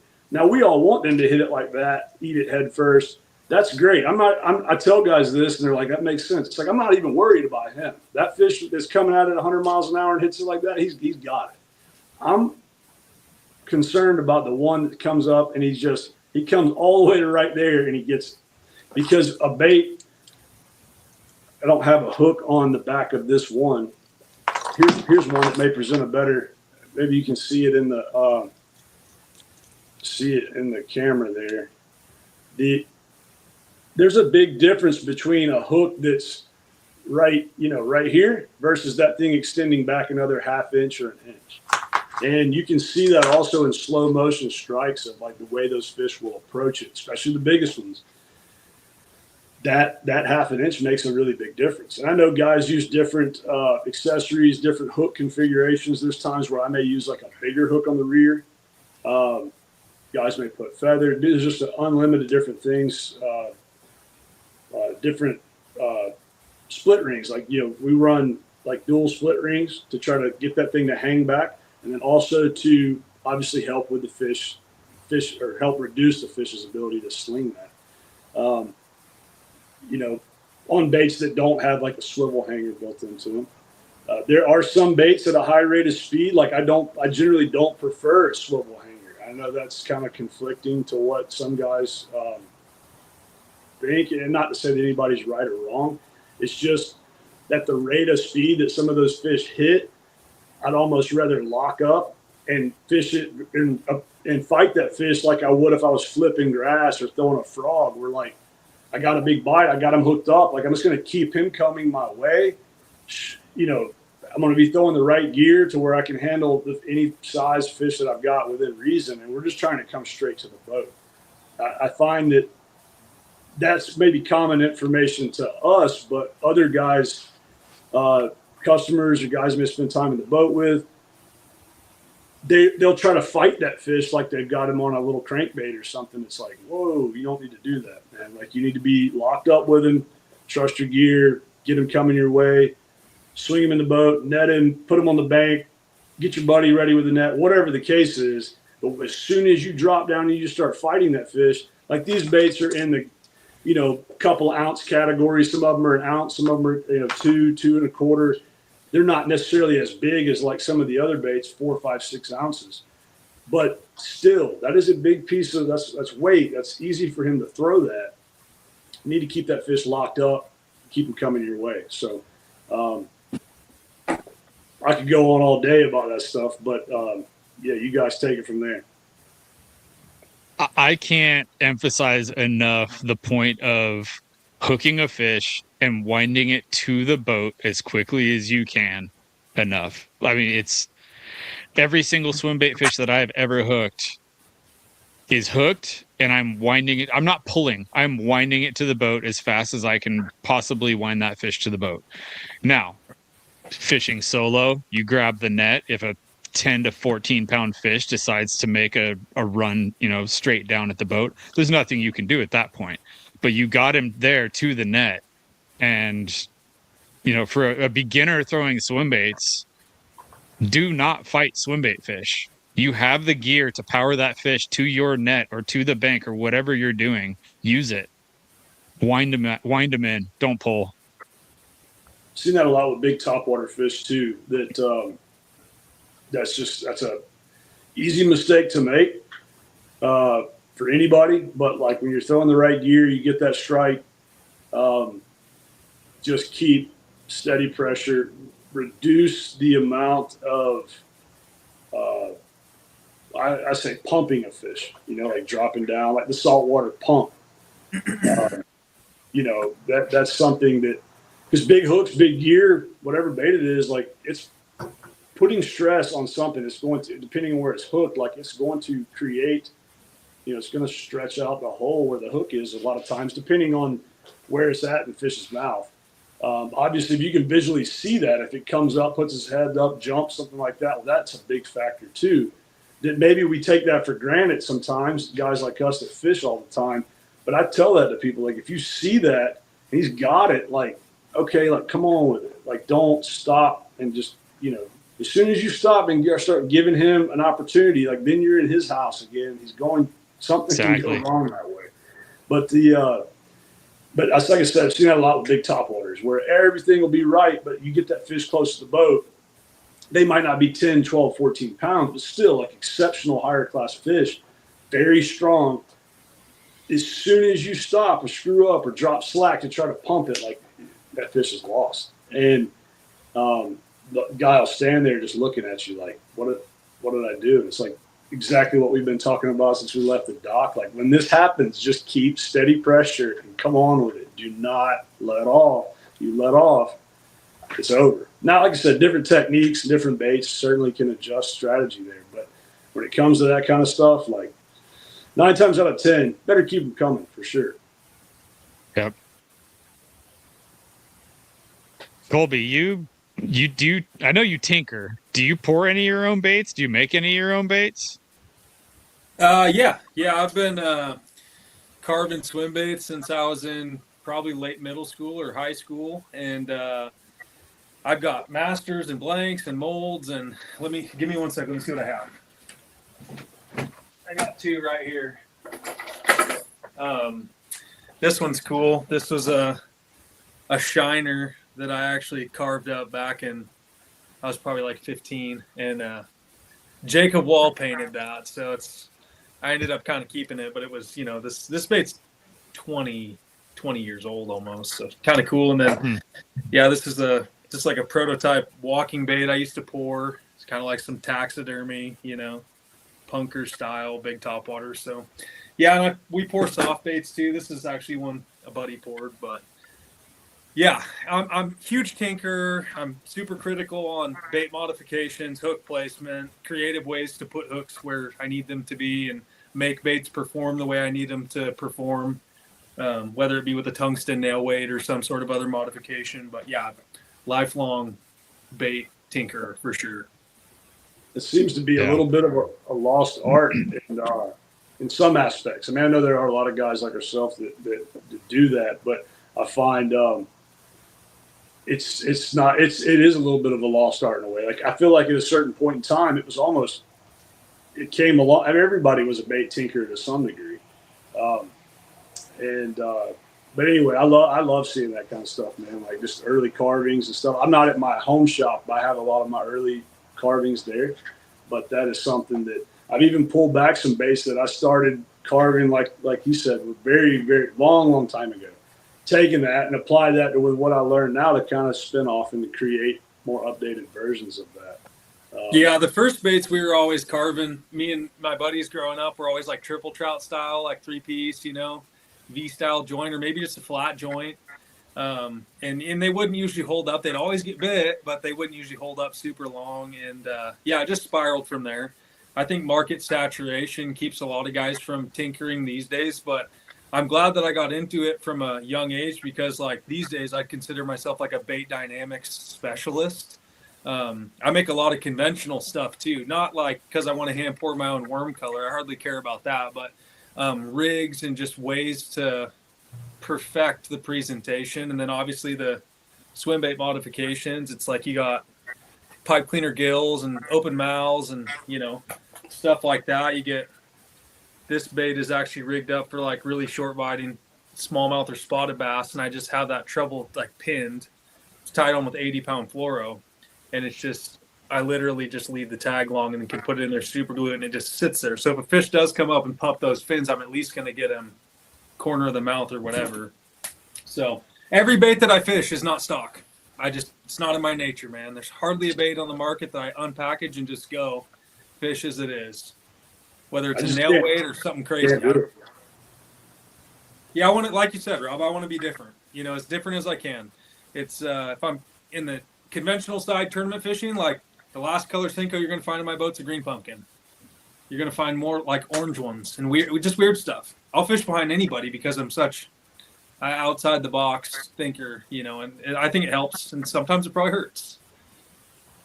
I agree, man, so much. I feel like, but it's clearly overall it's a good thing, and I mean that is something that spending time with younger anglers or newer anglers, it's something that like I say to them, like if I'm seeking different or better results than the other guys, the first place that I can look is paying very close attention to the little details and differences from the bait, the approach, the sound. All those different things are such a huge factor.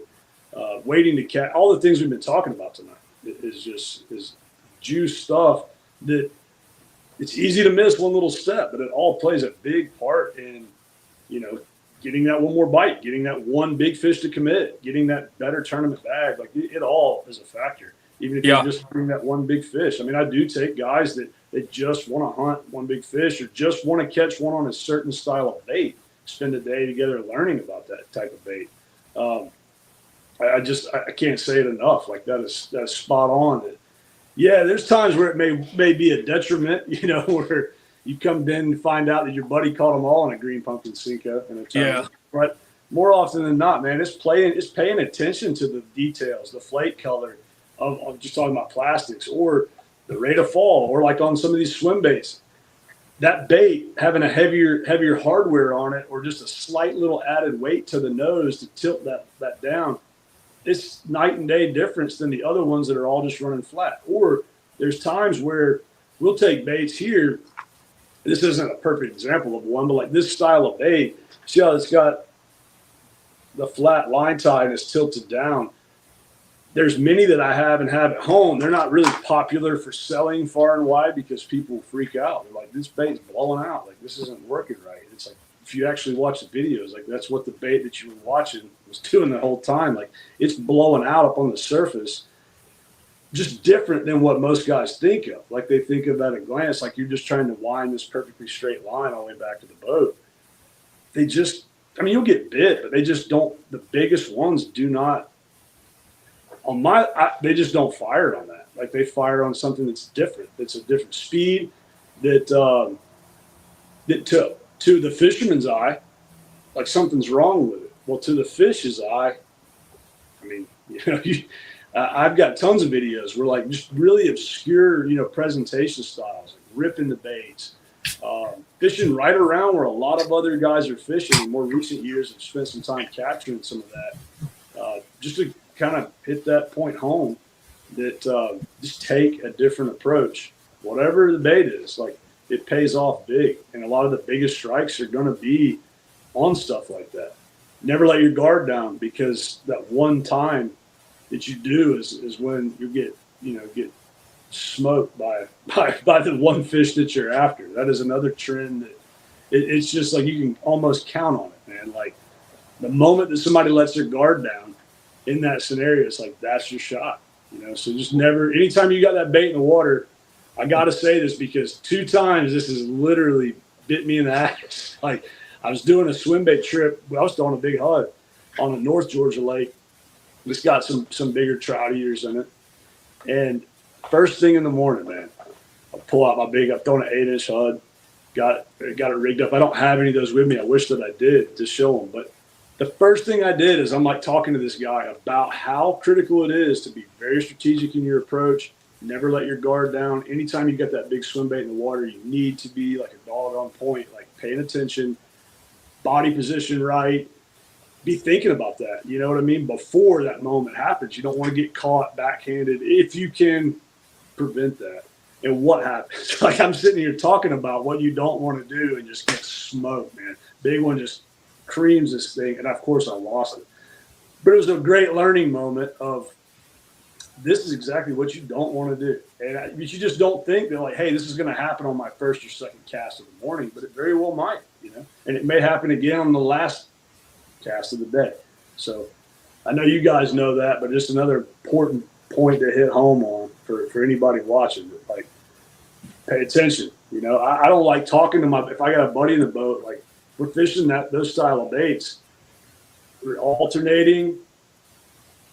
I don't want to be distracted with that. That's just my take on it. I've had a hard time in the past when I'm fishing like a co-angler style event, where if I was fishing a bigger swim bait, hunting one big bite in a tournament, you know, I have to at least explain to them, like, hey, I'm going to go fish this for a little while. Like, you know, I can't answer a lot of questions right now. I got to be paying attention. I got to be dialed in. Just try to shut up for a bit. What's that? I said, shut up for a bit. Yeah, yeah, that's it. Yeah, no, that's a good point. Anticipating the the bite is huge, man. Yeah. No, For sure. You're right. You got to be paying attention. They will catch you off guard. Yeah, if you get backhanded or something, or whatever the situation is, like, you got your hands tied in. Like, as far as your body position being off, that's just my take on it. You guys might be different on that, but, like, I want to make sure that I'm in position for that. I mean, there's sometimes you might get away with it, but more often than not, when I see somebody get backhanded or just kind of out of position, they don't have room to load and actually effectively fight the fish, let the rod load up and absorb, you know, the fight. They get tight lined. That's something that happens here. Where guy will be like throwing a swim bait in open water, just winding straight at it. He gets smoked. He doesn't really have room to, like, lock and load up on it. And, you know, bad things can happen that way too. So as far as them coming off or breaking off, yeah. If someone does get backhanded and they're successful, they have a lot of time in the saddle.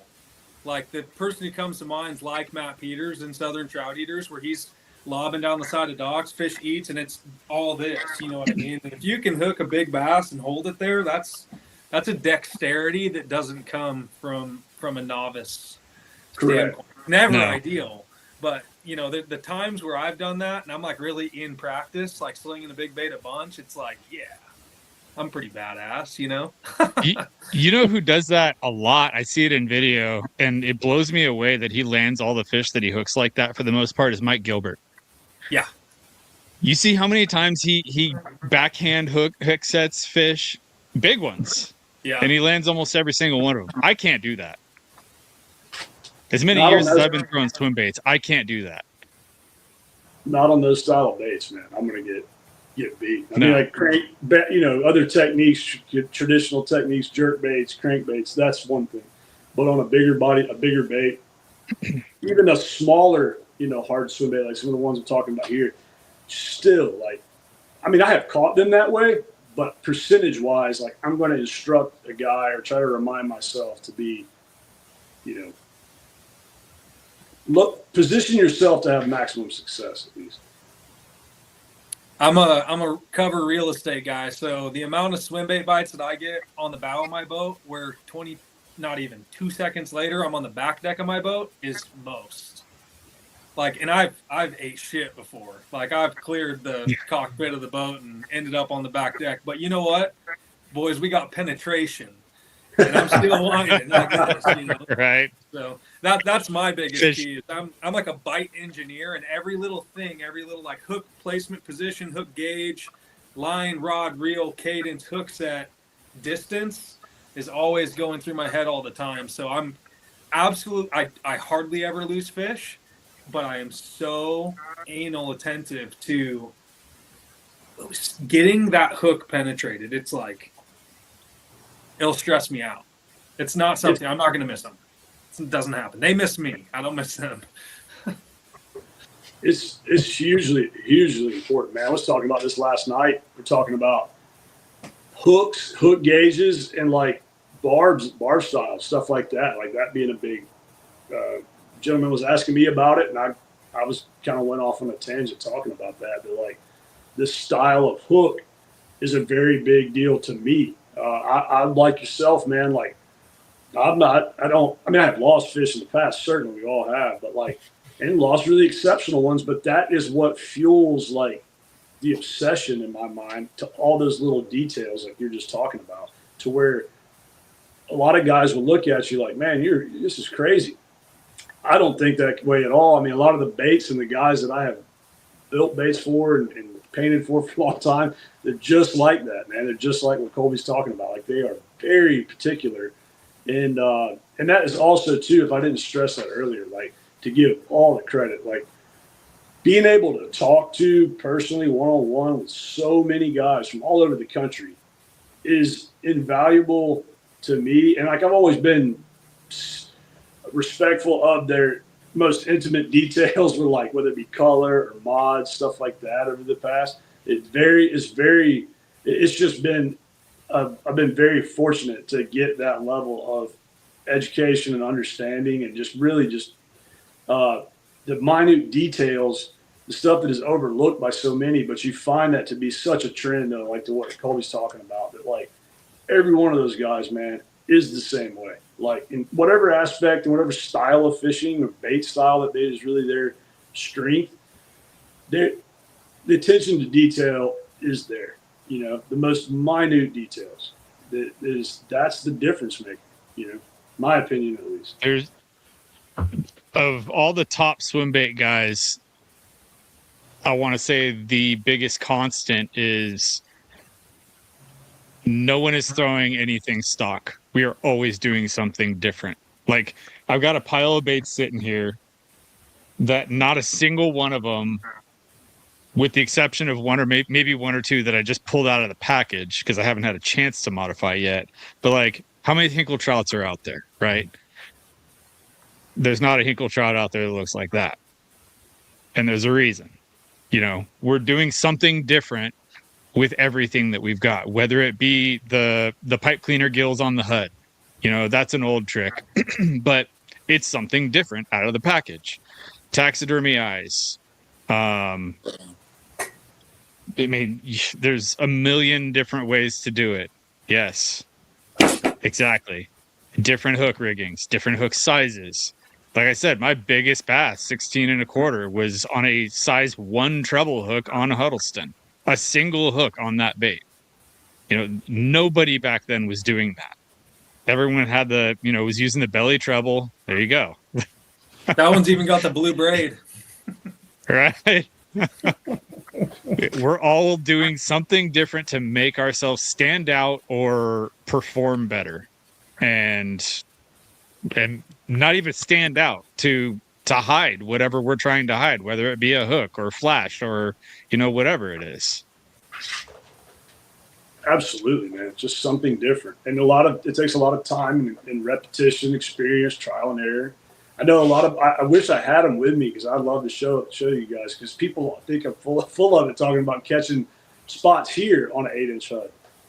But we would take them and get the paint, the color on them, get them down to bone, trim the bottom fins off of them just to kind of make it more sleek, more streamlined. Then take and rig, a lot of times use steel leader, wrap it, crimps, but then to keep that inside the belly where it was concealed. Some of the other ones that were external would paint them to match the belly, just to not draw much attention. But then take that and then segment gosh, I wish I had them, but the back half of the HUD, and then put cuts in it, alternate the cuts to change it would swim faster, you know what I mean, just to make the back end a little bit more loose. With the spots here, they would always hit that bait, from the bottom. So that was where you would hook that fish, right there, hitting the bottom of that bait, because they would like T-bone it, from the bottom. They wouldn't necessarily suck that whole, I mean, I do have some at home that do have a hook up on the top of the head, but I can think of so many fish that were on that belly hook, on that stinger. And also, I caught a lot of fish, and still have in recent years, on a little bit smaller, but that 6-inch weedless HUD, fishing it around cover, fishing around docks, even fishing in open water on our super clear, even though some of our mountain lakes up here that have some trout eaters and stuff like that. A very effective bait when you get dialed in with it.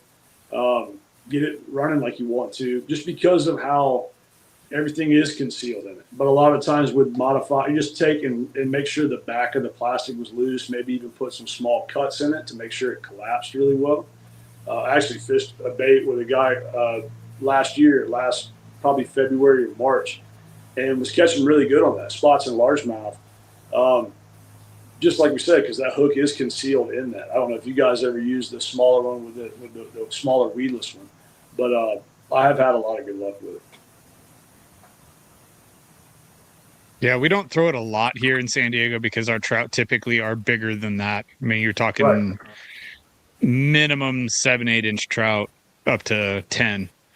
And it's not saying that I'm throwing minimum 8-inch baits all the time. No, I got you. But yeah, we don't have a lot of the trout that are real small. Yeah, we'll do it up here. I used to fish the weedless 68 a bunch. Ken and Dennis actually sent me some baits to prototype before they were ever released when I was in high school, and had really, really good success up here. And like you said, carving out that cavity so that bait collapses better and you get better hook penetration was definitely a key point. But man, total bite getter of a bait for sure. For sure. 68 caught a lot of fish.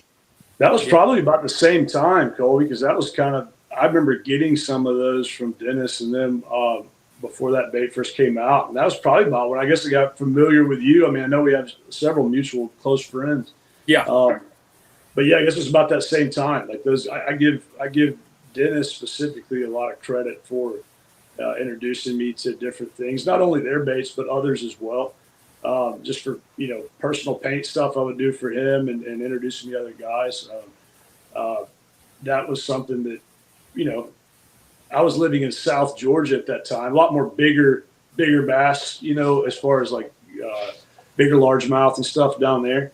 And I remember, early days, like we were talking about earlier in the episode, like getting to use, getting familiar with that, that one big thump. Yeah, that was the first times that I can really look back and like that started to become. I was like, hey, this is a thing. Like this is something I really, really like doing. Now, like I said, many years in between tournament fishing and then representing different brands and stuff like that, like more bite getters. But I would every time, man, it was either top water or swim bait. Like that is where if I was going fishing, like that's it. Like that's what it's going to be. Some really chasing that fish, that one bite, getting to learn a lot from those fish too, and that just starts to snowball, obviously over time. I know, like Colby's caught so many big spots up there. Like I'd love to. We got a lot of buddies that fish that stuff, but I would love to just. I enjoy hearing about the differences and the similarities, and just the way they behave. I just find that very, very interesting. Yeah, they're technical for sure. I'd rather fish for smallmouth. They actually bite. Yeah, I feel like that was interesting for me to hear that your spots act like our largemouth. I didn't realize that. It's incredible how they completely lack any impulsivity, right? They just never mess up. They eat when they want to eat, which is I don't know, once every couple years, seems like. They're really big ones. I could go catch a 6 or 7 pounder probably, pretty regularly ish. But those giant ones, God, man, there's more of them than guys would even think, right? They just don't slip up. And honestly, big smallmouth too. Like there's big smallmouth are like ghosts. They're like the Cisco, like you were talking about. You get within 200 feet of a big smallmouth with your boat, and they don't exist anymore. So that or they just swim up alongside the boat and go down for no reason just to taunt you. Yeah. The really big ones here, the big reservoir smallmouth. I've never seen them really in my life, besides when I've hooked them. What's your water conditions like? What's your water clarity there? Usually, on average. Yeah, I have everything, but I'd say generally clear reservoirs. 6 to 20, 25 foot clarity, like on a regular basis, and that's a huge factor. You know what I mean? You need a mud line or low light or some sort of wind condition or something like that. A lot of times to get the amount of bites, but I mean, I've read it before, and it totally rang true for me. Like my biggest bites are like 11 to 2 p.m. on really not that notable weather conditions, like kind of sunny, like high visibility. And like I mentioned before, a lot of my big bites come where that fish knows it's like ruling the roost. Mm-hmm. When everyone else is like, oh no, it's not a swim bait day. Whatever you say, man, not for you. Yeah. But yeah, the smallmouth is just a timing thing. There's certain times of the year I can catch big smallmouth, and there's certain times of the year I just can't. They don't. Not to say they don't eat, but I think they intermix with other classes of fish, like year class sizes of fish. They get in around like 1 and 2 pounders, so it's like a needle in a haystack thing. And then there's times that they like group up on by class or maybe by generation or something. It's like you see you mentioned hunting, Rob, obviously, and it's like a bachelor herd of bucks. They just certain times a year group up according to whatever. Where a huge largemouth, I don't usually see them with a bunch of little largemouth. And like for me, big spots and big largemouth, it's almost like a rule of 3. And it doesn't mean it's always 3, but it's like 2 to 5 in that vicinity, with kind of an emphasis on that 3, maybe 4. That comprises the wolf pack, and there's always like a super apex fish, and then like some really considerable fish, like a 12 with some 8s, and then if spotted bass, like maybe it's a 7 with like a 10 or a 9.5. So yeah, there's a pecking order, and the odds that big one's the most impulsive at that time, almost never, but they'll eat out of the other fish's mouth, right? Mm-hmm. So if you can do some like tricky stuff, and it's like, whether it's a punker or a glide bait or something, and it's like kind of dodging between the 2 or the 3. Sounds like the herring thing where you're playing keep away a little bit. And if you can keep away long enough while they're engaged, the one that comes up and nukes it is her, Yeah, it's the big one. Yeah. 100%. I mean, if you can keep their level of interest and keep them engaged, and you have like the distance, the conditions obviously are a factor, but if you have the distance from the boat to keep them engaged, get those biggest ones firing. Like I tell guys, man, that echoes exactly what you just said, Colby, about the most exceptional spotted bass that I've seen here. Obviously, it's a tick down on the weight side of things, but the age class and all that is still equivalent in regards to like upper tier, just freak fish. I mean, our state record spot here is 8. It's known to have the most dense tournament population of 4, 5, 6 pounders, but it's rare to really ever see one caught here. I mean, you will see some 6s, but not that many. 5s are really, really big spots. To whereas like a Colby, that's like not even that's just a small, you know what I mean? But the age class of that fish is, like I said, very old. But I will find that like those exceptional, like the 6s and 6+, 7s, and even ones that I've seen that I would, say are that state record class of fish. 3 different times over the years. Now, of course, it's all the fish wasn't caught, so who knows how big it really was. They're either in schools of stripers, like in a school of stripers. There'd be like 2 exceptional bass that are just like, a step up and above. Some that are filmed underwater the same way. They're in a pack of 2 or 3. Most cases, like I said, maybe 4 or 5, but but usually it's 2 or 3. They're usually never alone. Big spots for sure.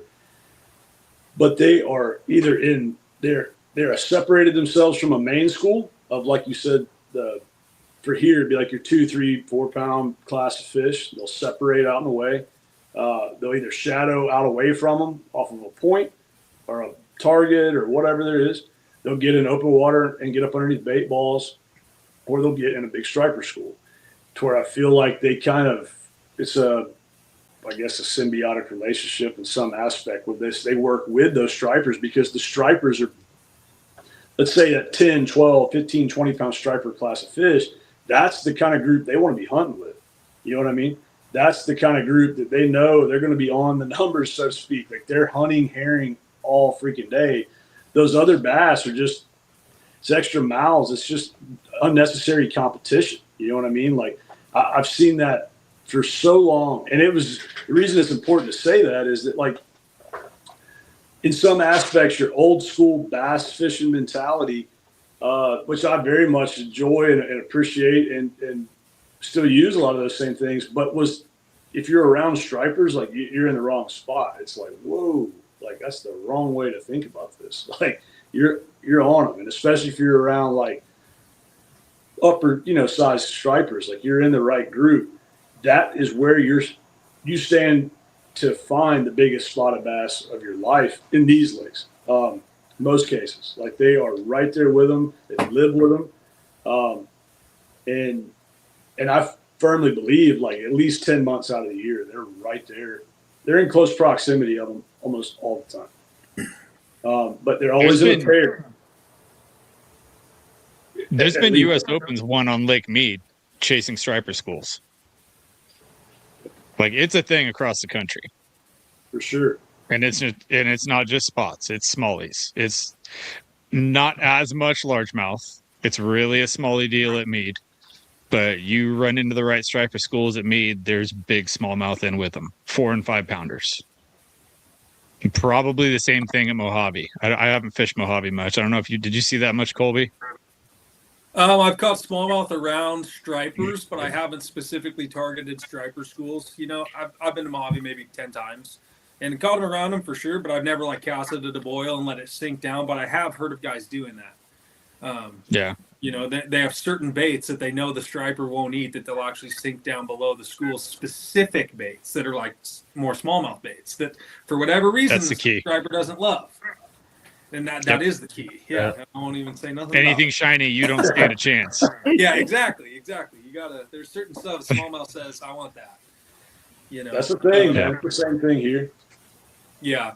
As far as the spotted bass in the Northwest go, man, I really think we're experiencing a once-in-a-lifetime opportunity to catch these fish. For what it's worth, I wish they weren't here. I think the long-term trajectory of most spotted bass fisheries, aside where they're kind of like more native territories are, is not a good outcome for a fishery in a 20, 30, 40-year consensus. We're dealing with a fish that has really no natural predators. Nothing acts like it, and it's got a whole new, like, forage interaction within the fishery. I think that these 7, 8, 9, 10 plus pounders we have now are going to probably break the world record or come close in the years to come. But I think they're going to stunt out, and in this 7 pounder thing is a normalcy is going to go away. I'm almost certain of it.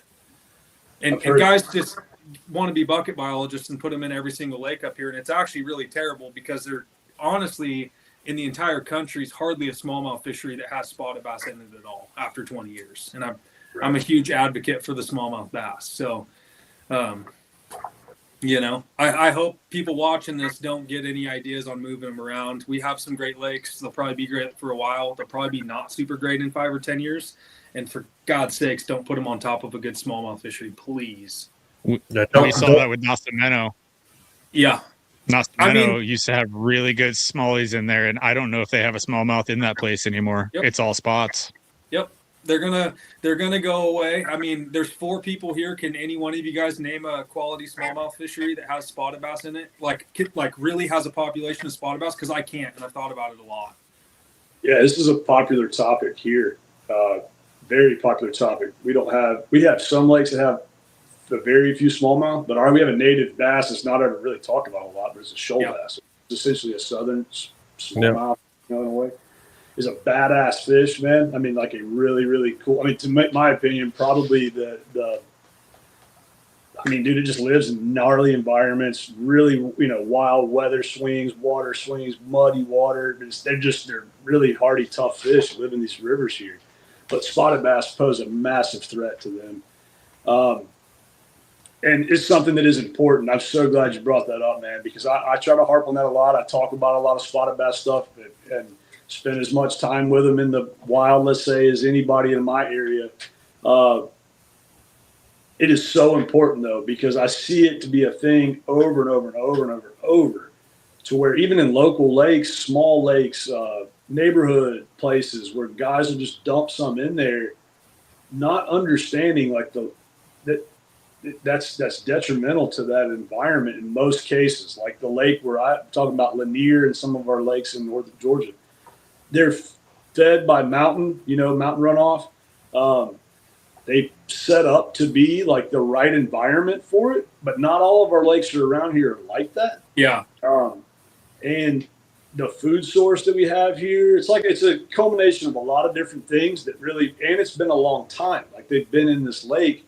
Gosh, I'm trying to think. I don't have an exact time frame, but I mean, let's say at least longer than my lifetime. I mean, around the 40 year mark or more. But that's taken a long time to get to where you have a lake that has really awesome, tournament caliber 3, 4, 5, 6 pound spots everywhere. You can have that. You can put them in other lakes. It's not going to be that case. It's going to be detrimental to that system. And of course, it's against the law to move stuff around. At least in my neck of the woods, it is. I'm sure it is out at you guys. Oh yeah. Well, no, yeah, it's you can't transport live fish here at all. 100%. Yeah, most fisheries in Oregon don't even have a limit on bass. Like you could go to the Columbia River and keep 200 bass.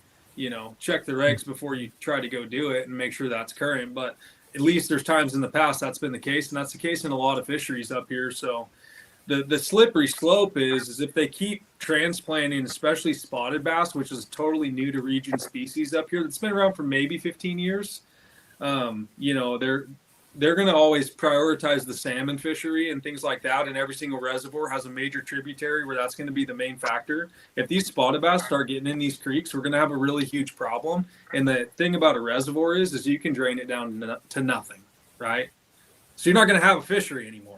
If it comes to native fish species versus whatever bucket biology you want to bring up from Shasta Lake and dump in a Northwest fishery, you're going to lose because you're going to lose your lake. And there's not going to be a big deal. And there's no government lobby that's going to prioritize that over a native run of salmon, trout, steelhead. It'll never happen. No. So guys just need to keep that in mind, And like I said, they've been around for about 15 years, maybe 20 at the most. We are literally experiencing a year class of fish that has lived uninterrupted as its own new species in the fishery. They're reaching the apex size. And I think as soon as this year, next year, you're going to see those giant ones. I think it's going to be slowly smaller. It's going to stabilize. They're going to populate. It's going to even out. And a 4-pounder is going to be a nice one, just like everywhere else on the planet,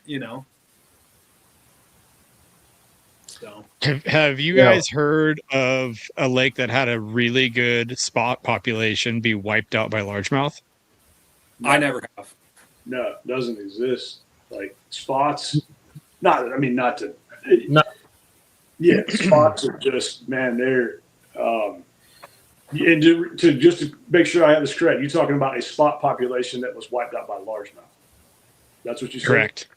Yeah, like it's been the opposite in my lifetime. So many of these lakes throughout my region are largemouth dominated, and they still do. I mean, I have a stance on that in my area that is it's a lot different than what most biologists would say. I mean, I have a fisheries and wildlife science background as well. It's a little different. The data that is presented to me that, like, over time, the largemouth population plummets, clearly does. But in other lakes, like the cream starts to rise to the top, and then you have a largemouth population that, let's say, is a little bit more. It's just a tick up. I mean, they're really high quality largemouth. They're like it kind of pushes out we use the analogy a lot of times, like on a herring lake, let's say, with the spot largemouth dynamic. It pushes some to the side. They feed on thread fins, bluegill, other things. The touchy subject here, but like, you know, there's definitely a class of fish that tends to thrive in that environment. Therefore, they're going to, in the high competition environment, let's say, around the herring, around the best foraged, you know, species of fish in the lake. Therefore, they're going to pass their genes on with other fish in that category as well. And over time, it does create, like, that's why I've got videos of like massive schools of 5 pound plus class spots, which here, like I said, that's the mark. You know, that may vary. There's going to be 6s and 7s in that group, but like certain times a year where those fish get mega schools, it's like, you know, you don't care what you throw. You could use live bait. You're only going to catch one or two at a time. That's it. They disperse, they break up.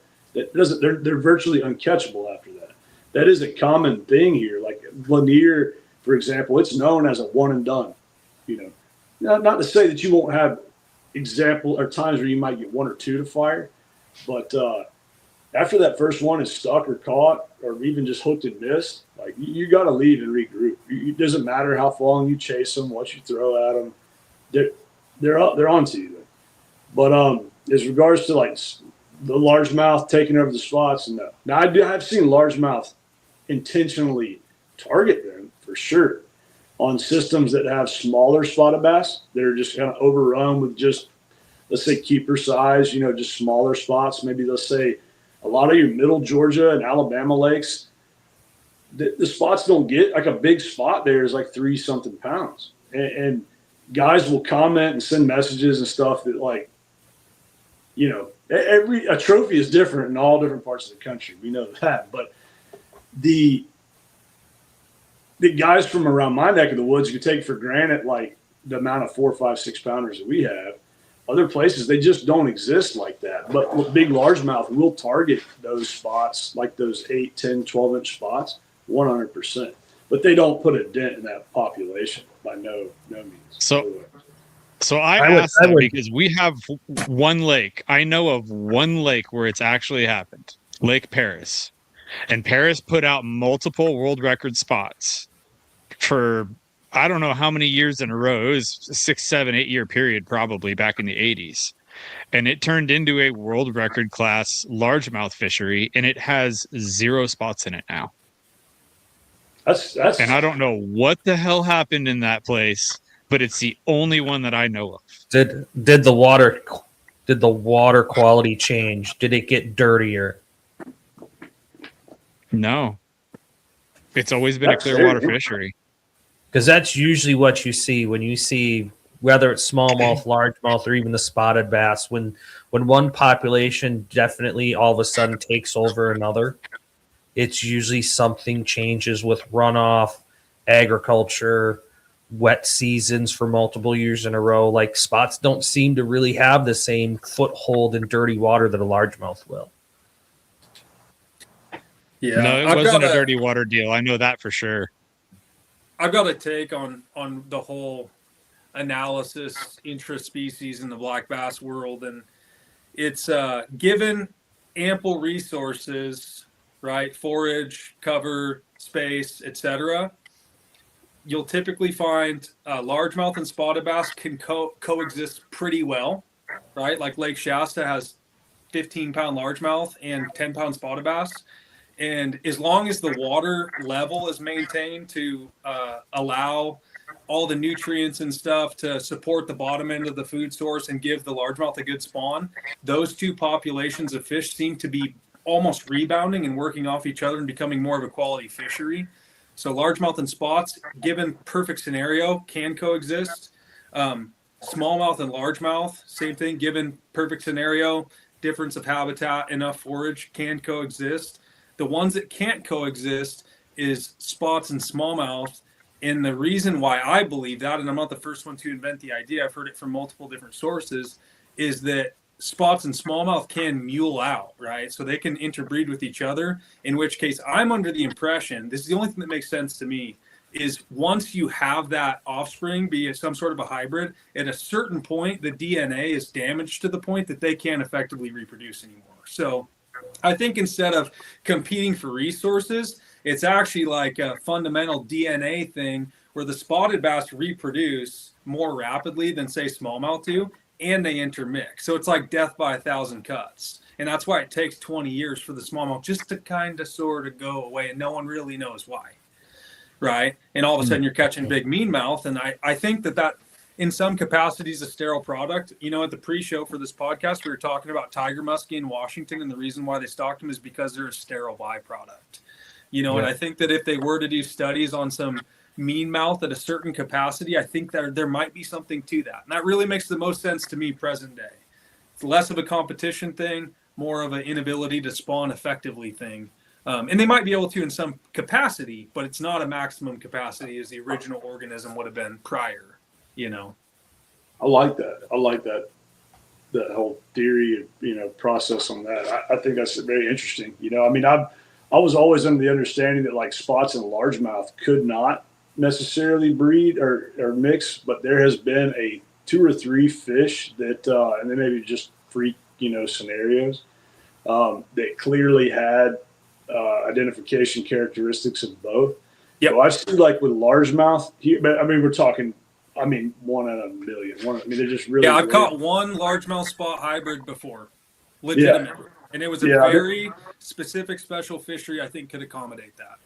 Yeah, and I mean, but like I just think it's such a rare thing. But now when you're talking about other species, like with our talk about smallmouth, talking about the meanmouth, talking about the shoal bass spot, cross, they just instantly, interbreed, just kind of mix. You can see, and other black bass species we have in the area too. I mean, Georgia's a super diverse state for guys that are trying to check off, all the different subspecies.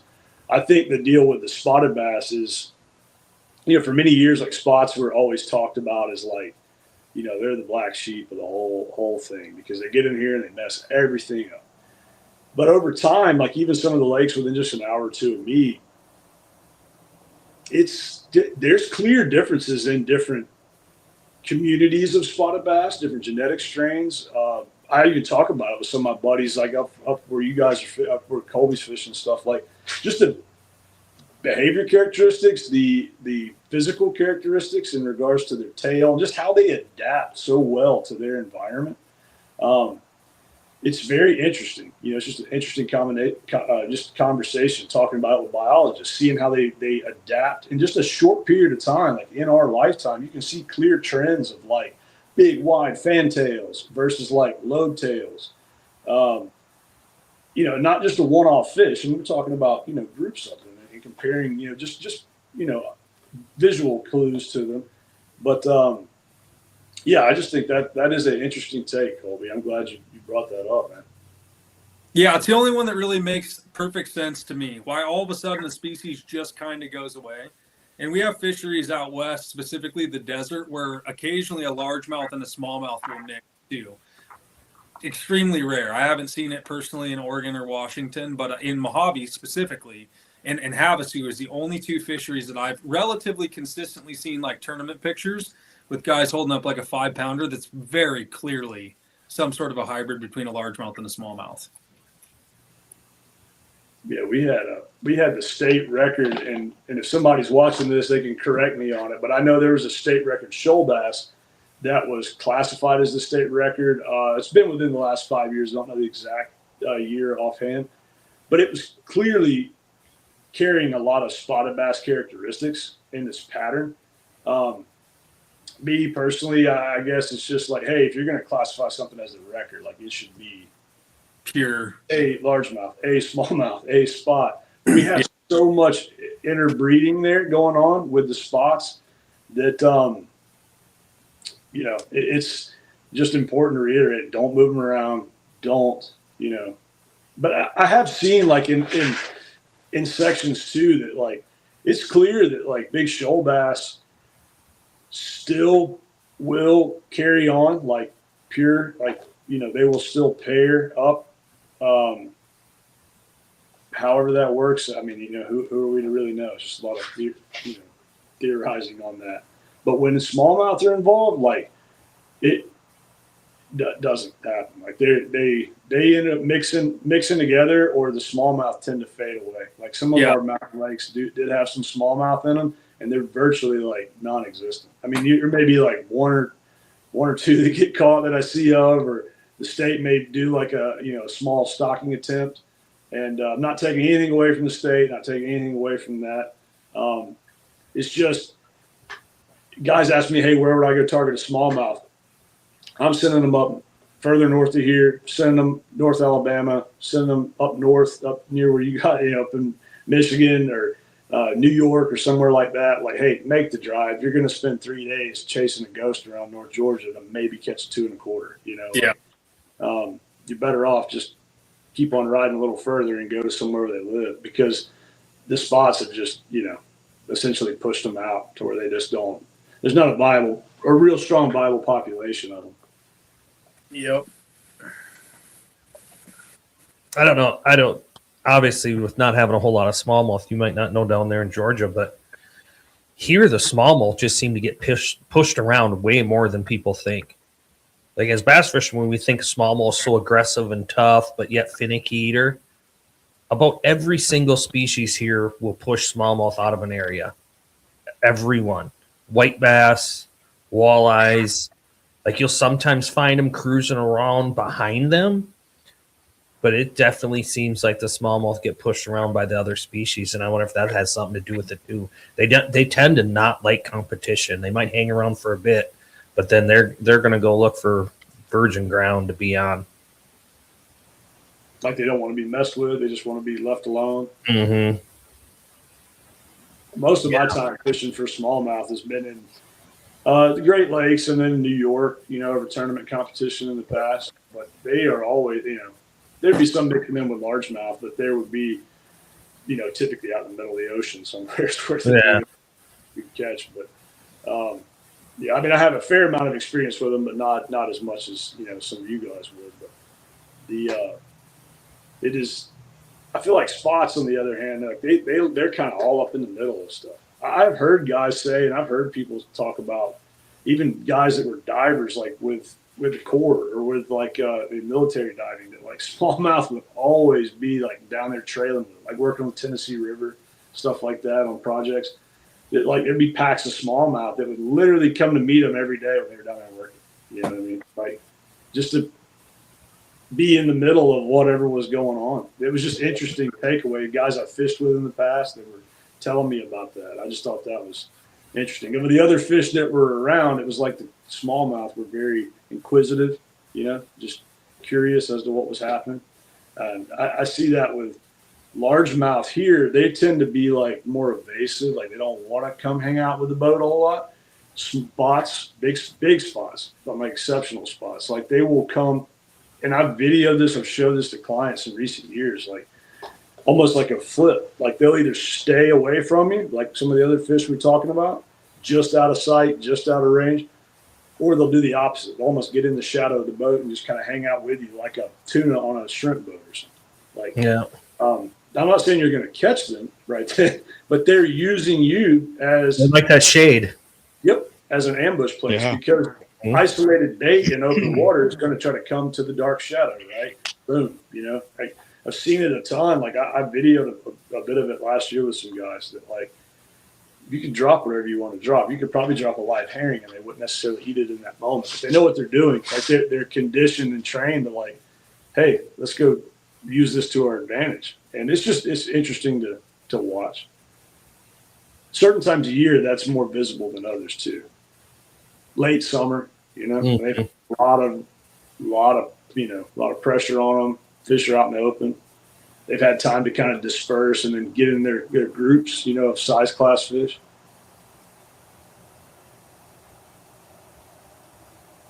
I heard somebody, I don't remember who it was, told me the trick, and I still have yet to put it into play because I don't fish for smallies all that often.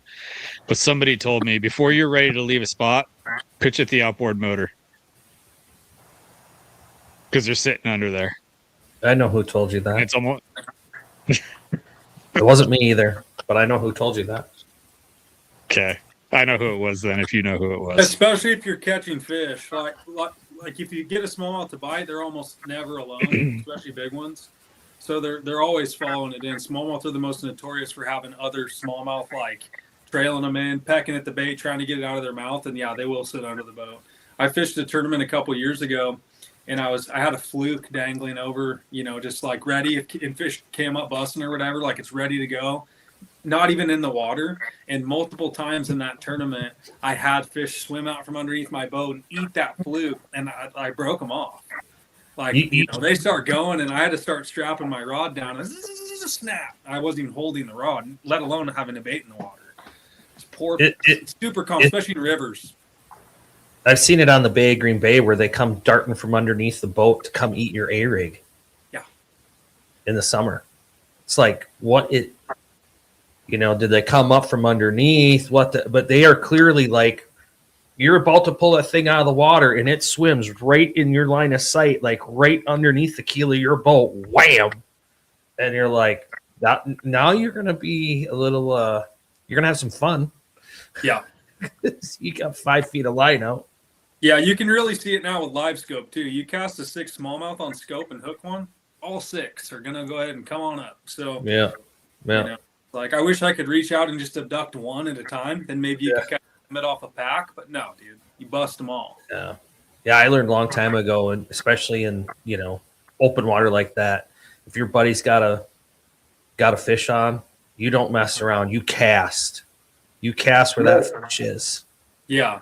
You don't mess around. There's other fish there more than likely. Like you said earlier, groups of like 6-8 fish.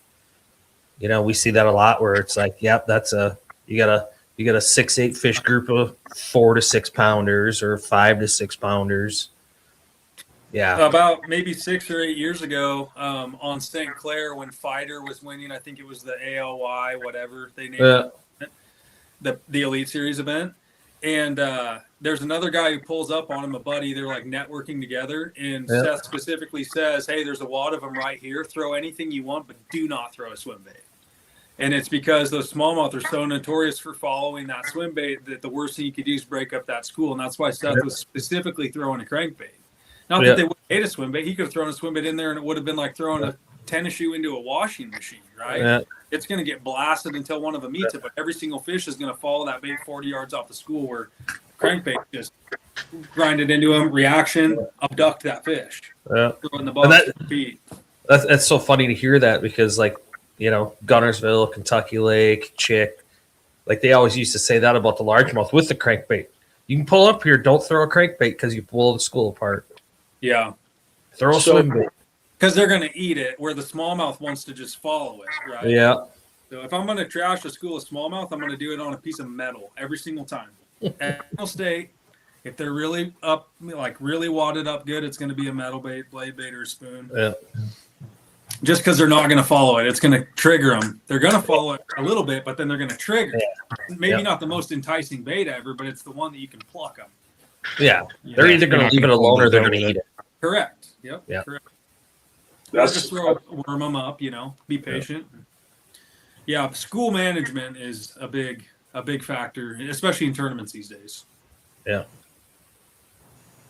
It's the complete opposite end of the spectrum, like here in the aspect of like it's that important, and then like times 5, man. And like if you even so much as spend more than 10 seconds pulling up on a place at certain times of year, you're not ready. If you're stopping, you're checking your phone, you're retying, you're getting a drink of water, whatever the hell you're doing, like you're messing out. You're messing up. Like they're already coming to you.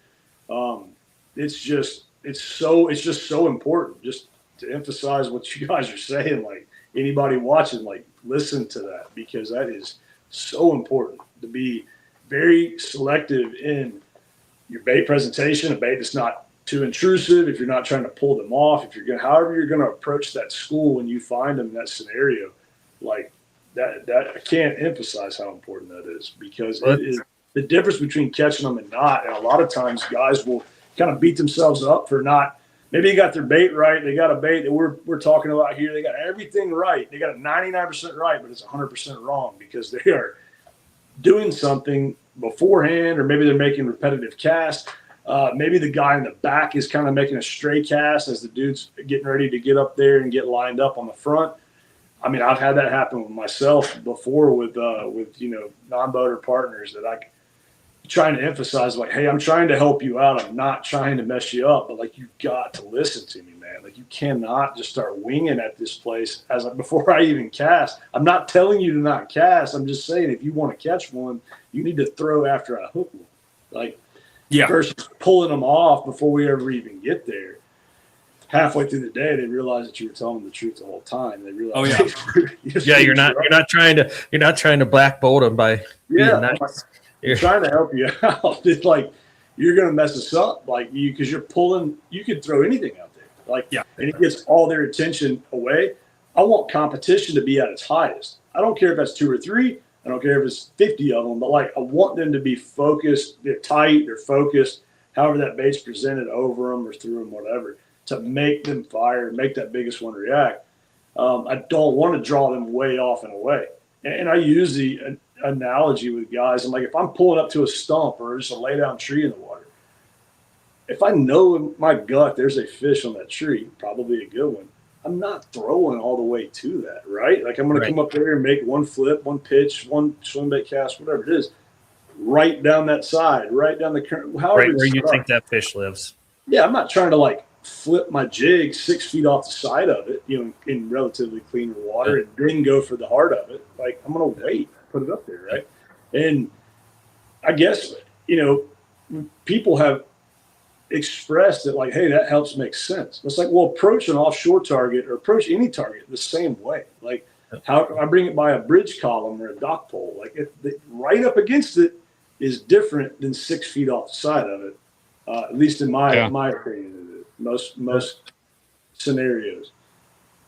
And which way is the wind blowing onto something? If it's a high spot or something like that, which way is the wind blowing onto it? So which way are you going to approach it? It's like that in any scenario, any piece of structure. Shade. Which side is the sun on? Correct. Anticipating which way the fish might be facing, given the conditions, in that aspect, it's huge, man. Exactly. Casting angles, all that.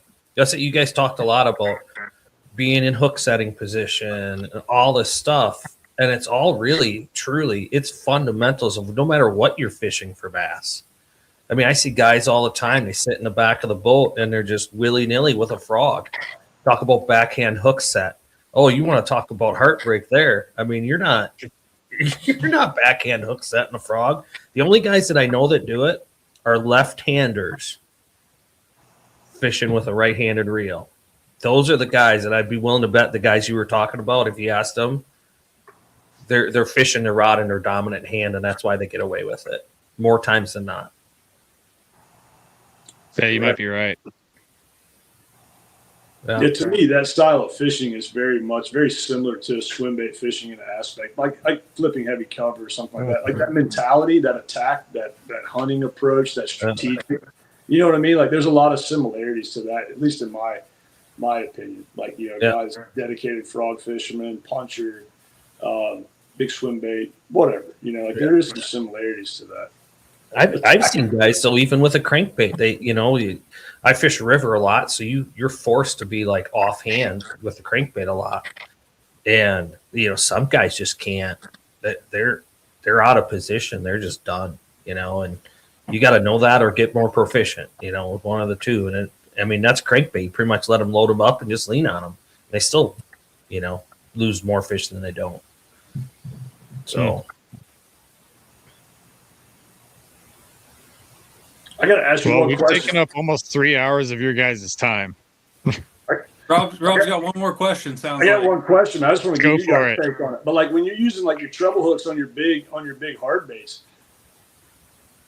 do you ever vary from like a straight up round bait? Do you ever prefer like an EWG on a setup? And I asked this question because I was asked this the other day, and I just was like, man, I'm gonna be talking on this podcast. I really want to know what your take is on it.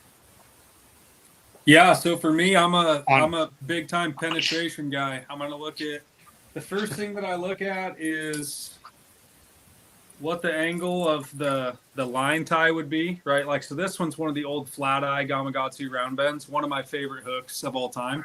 It's not the heaviest gauge wire, so it would be prone to bending out. But if you pull from a hook at the bend, it takes a ton of force to bend it out even a little bit. Whereas if you pull from the tip, it doesn't take much at all. I can easily flex that hook. So I think what a lot of people fail to realize is that if you can get penetration, even a light gauge hook can hold a ton of weight, right? Like if I had to, I could probably hold 60, 70 pounds off that bend, where the tip would buckle with probably 10 pounds of pressure, if that. So I'm always looking at different gauges and stuff like that. In terms of like treble hook design, I, as a fisherman, whether it's a treble hook or a single hook, all I care about is grabbing like meat. And I want it to sink, and I want it to keep digging forever. So if I look at like, there's a lot of hooks on the market that like the barb is too close to the bend. I hate that. I have to have barb clearance. It has to have like whatever, a couple millimeters before the bend. If it's too choked up, I will not buy that hook. That's not a good hook. And I don't care what's designed that way or what pro says it's the best. They're wrong, flat out. The other thing that I'm always going to look at is line tie angle. What's the dynamic of that hook coming through the water? And then the third thing that I'm going to look at is the beak of the hook. I personally, I'm not like a curved in hook guy, because as soon as that hook curves in, the dynamics of that hook going through the actual like engineering process of it is for that hook to come back out. Not for me. I want flat or even angled upward hook point in relation to hook eye. I want my barb to be very, very clear of the bend. Once that hook goes in, it goes in forever. It never pulls out. It never anything like that. And most of the time when I hook a fish, it is buried all the way to the bend of the hook. And the last thing I'll say about hooks on hard baits is typically I will rig my treble hooks, even if they're turned the other way, I'll change it so I have two barbs down. So most of the time when you get a hard bait, it's going to have the hook installed like this, where one hook's facing down. I'll purposely turn that hook or buy a hook eye that allows me to do so, to where I have 2 points, right? And then that one hook resting on the bait is a general strategy for me. And I'm like more of a freak when it comes to hook dynamics than most all my buddies, but it's a science. You know, I really don't lose many fish. It's a science. Ditto all the way across the board. That's what I was about to say. I literally wouldn't change a single thing that he just said. My favorite hook, my favorite treble hook of all time is the Aaron Martin's Nano Finesse. But they don't make one big enough to throw on the big swim baits. So my swim bait hook on the big stuff is the Gamakatsu round bend in a 2-aught. It's got all the 3 different baits. They've all got the same hook on it. Every single one of them. And it's because of how that hook drives. I'm not worried about, I throw swim baits on a parabolic enough rod that I'm not worried about bending them out, period. Yeah. That rod, the rod and the fluoro is going to soak up the shock before those hooks straighten out. And I'm not fighting that fish long enough for them to really have a chance to straighten them out. They're coming to the boat and they're in the net. Right. Yeah. Worst case, change out another hook after you get him in the boat, deal with it later. Yeah. Yeah. Exactly. I agree with that. I mean, the only time that I would use EWGs would be like on a front of certain baits or certain times a year.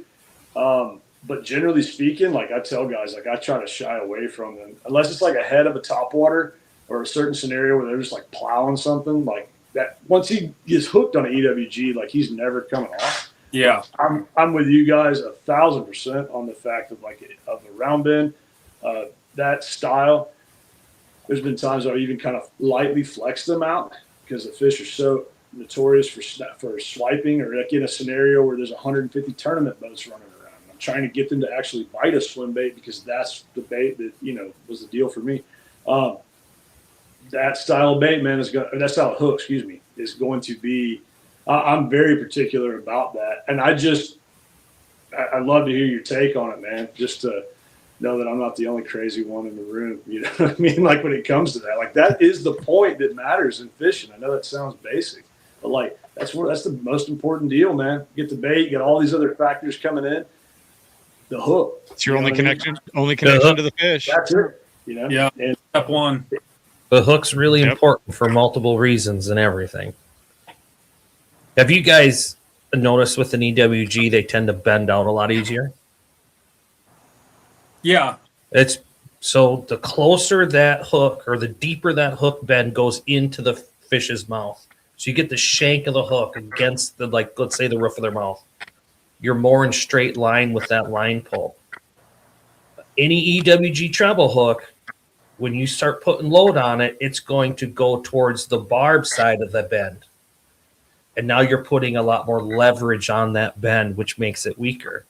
You know, and inherently, like, and I know the hooks that, you know, with BMC Rapala, like, they're real big for years. Like, they're jig hooks. Like, when I had dirty jigs, they're like, well, you should use this round bed stronger. People wouldn't buy it because they're used to this sort of shallow curve on the bottom that Gamakatsu and Mustad had forever. But it's actually that round bend, that true symmetrical round bend is actually stronger. Yeah.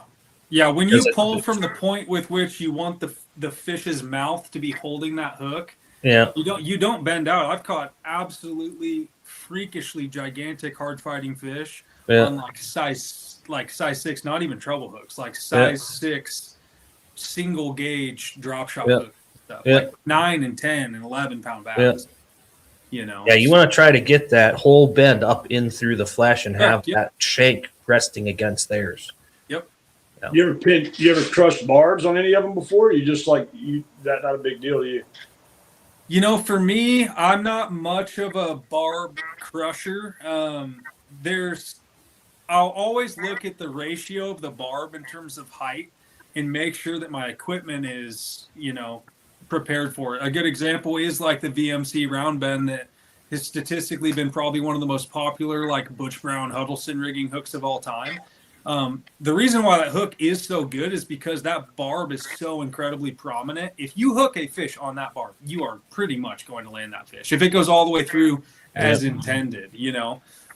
That being said, you have to make sure that you have enough beef behind that.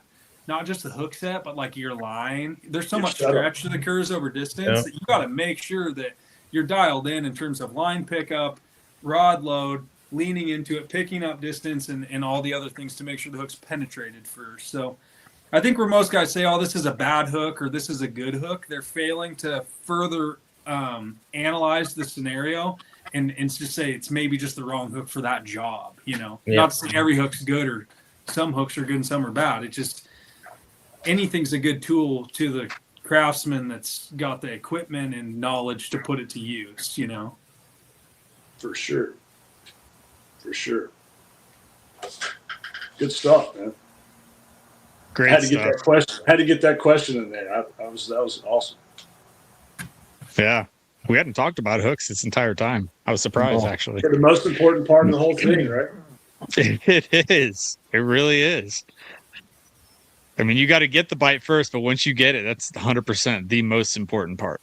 Yep. Yeah, I was just talking about that, like I said last night, and there was something in my mind that was like, hey, I definitely wanted to, hit on it just for a second before we wrapped up. But I was just explaining with the guy, I was like, man, I generally just try to shy. We were talking about, smaller hard body swim baits, specifically what we're talking about.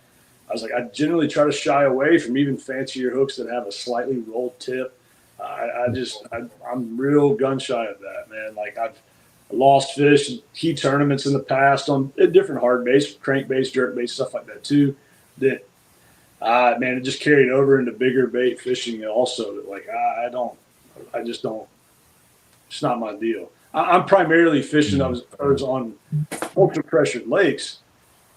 Fish are just on a high level of just they're very, they want to nip, you know what I mean? Nip and swipe, like even the biggest ones. And a lot of times I find the biggest fish that I've caught on those big hard swim baits, most of the time they're back hooked, I mean, there's times where like right now any of us could go out if you were here, we could get them to just hammer stuff, around the spawn. You're going to get a fish to just totally engulf it. But more often than not, they're most interested in baits that are big and natural, realistic, but they're going to be on that back hook. Like you better be dialed in all the way through.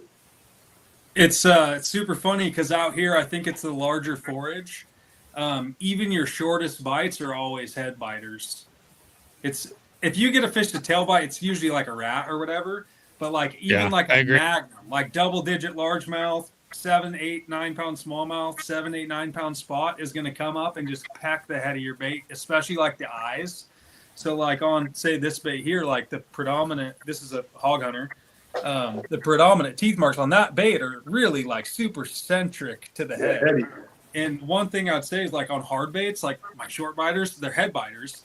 But what I'll do is I'll put a heavier gauge hook on the front of like say a punker like this, because even if they come up and get it anywhere, I want to stick them with that thicker hook.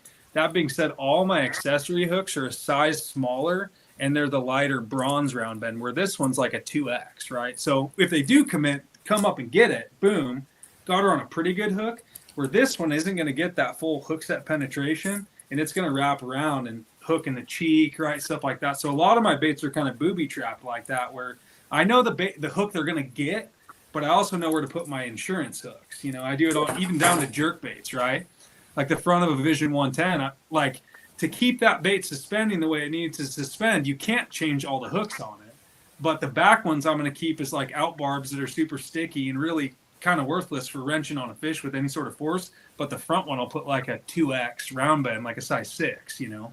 So there's a lot that goes into hooking and landing big fish, from the bottom baits all the way to the top baits. And there's a million ways. Yeah. Sounds like if you're in the East Coast and Southeast, that back hook's critical. Out west, bigger or maybe just bigger forage in general, that head hook needs to be the heavier gauge, and then everything else is kind of like a little bonus, a little sticker, you know? Yeah, it's all relative to the type of lake and the season. I mean, because definitely 1,000% still the factor here, like big fish head eating baits, especially largemouth. On the herring, like the higher speed stuff, you know, high pressure environment, like that rear hook is something that's super important to me. Yeah, on an ideal day, they still head crush that stuff too. Mm-hmm. But the higher speed strikes, the places, what's the good way to put it? But like the make or break, like the deal breaker, and most often the case is that fish, the biggest one. I mean, I can think of so many different key fish in tournaments on baits like this, whether it be topwater or swim bait, but like that one that we won the tournament on and had big fish with, for example, is literally like just skin. Yeah. You know what I mean? Like off the rear, which, hey, that's the biggest fish that was weighed in a 150 boat tournament this day on that given day or whatever. Like that was a difference maker that when you explain that to somebody, they're like, does it make that big of a difference? Like to me, it's like, that's all the difference. Yeah. But that's not to be contrary to what you're saying, that like being beefed up on a head. I mean, it doesn't matter what species of bass it is, given the right environment, that big fish, like it's coming for the head of that bait, you know? Yeah. Do you think that with the herring, the fish are more dispositioned, since the herring's so fast and so evasive, that they're kind of like, hey, like I want to slow this thing down. Correct. Right? Like they go up and they crack it, where I think if they just tail bit a trout, that trout's going to be like in the next county. So it's probably like almost like I have to get ahead of this thing. It's skipping across the surface all the way across the lake. Yeah. You tail bite a trout and he's airborne, and like he's going to migrate upstream, you know? Where that herring, it's like, God, just slow down. It's like hitting. Yeah, they very much do that, and I find that like whether it be by obviously experience or just by nature, like if they, I mean, I can look at it in slow motion footage as well.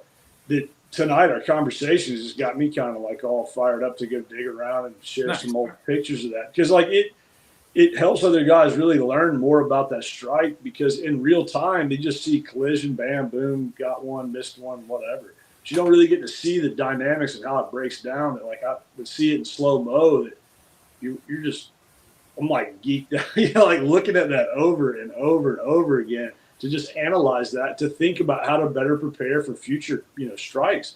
But they will work in a team aspect to where they clearly have a sense of, this is deep here, I don't want to take us into the 4-hour window, but like they clearly have a team element to them when they get in a size class, like some of that stuff we were talking about, that 2 to 4 to 5 to 6, that core group that they go hunt with, or they just feel safe with throughout a certain portion of the year. Big females. there's a team element aspect of that around herring to where like they will essentially trade. Hey, I'm going to box him in, stun him, boom, you got it. You know what I mean? Because the next one is going to work out where Colby hits it, boom, bam, we got it. You know what I mean? Like, it's just how it works. Because otherwise, I don't feel like they would have very good success hunting bigger bluebacks solo open water. It's virtually, I mean, it's just not going to happen. Like, the damn blueback is going to constantly divert and just run the bass in circles to where it's wasted its time. You know, they might as well just go sit on the bank and wait for go flip rocks, eat crawfish or something, right? But but when they get a pack, they use a very strategic approach. They try to slow it down and then get it themselves, or their buddy gets it, because the next time it's going to be them. And I find that, like, and live scope really helps to hammer that point home and just learn that much more about it. That some of the stuff that we told guys for years, they're like, what are you guys talking about? It's like, well, there's only certain windows that you would visually be able to see it, but you just knew that was how they approached it. They're trying to slow that down, because very rarely is a herring swimming by itself, isolated from its school, that allows a bass to just come up and just head eat it right off the first swipe. If they're boxed up and everything's confusing, they might get a chance to eat it that way. But for the most part, it's like a two-strike thing. Slow it down, grab its tail. I find them a lot of times, fish that are herring that are spit up, or dead ones that I'll see floating. In a good scenario, where the back portion of the body, it's got big like skin marks. You know what I mean? Where you can tell, just pull the tail off. Like you can tell that herring was bit and like skint back like that, and then they just leave it. It's like they don't even care about it anymore. However that scenario happened, a lot of times when I find one like that, of course I'll take a picture of it, grab it, put it in the boat just to look at it closer for future reference. But if you get like a really wild, faster swimming herring, that's where their attention focuses. I think that they, however that scenario played out, if there was a lot of other herring present and that one just got kind of caught in the crossfire, like all the attention was directed over to these and they just discard it. Another fish will come by and get it. A bird will come by and get it later on, most cases. I've seen it even in years back, man, like fishing with earlier years of guiding, like in summertime, where if I took a live bait trip with kids and their parents or something, didn't do a ton of it, but did a little bit. It did help me learn a lot, though. Like, if that herring had been put in the water more than once or twice, man, you can just let him swim away. Like, you'll catch a catfish or maybe like a small bass, but like your bigger bass, they don't care about that. They want the thing fresh. They want it swimming fast, which is common in other live bait, fishing too, saltwater and all that. But it's just very interesting, because it goes to our point, talking about how we're swimming our swim bait. If I'm swimming a swim bait very slow and methodical in a warmer open water herring scenario, I just don't get the strikes, man. Like, if I'm fishing it erratic and cutting it around, speeding it up, slowing it down, trying to get them all engaged on it, like we were talking about earlier, and if I can keep them engaged, that's where I get the most, aggressive strike for sure.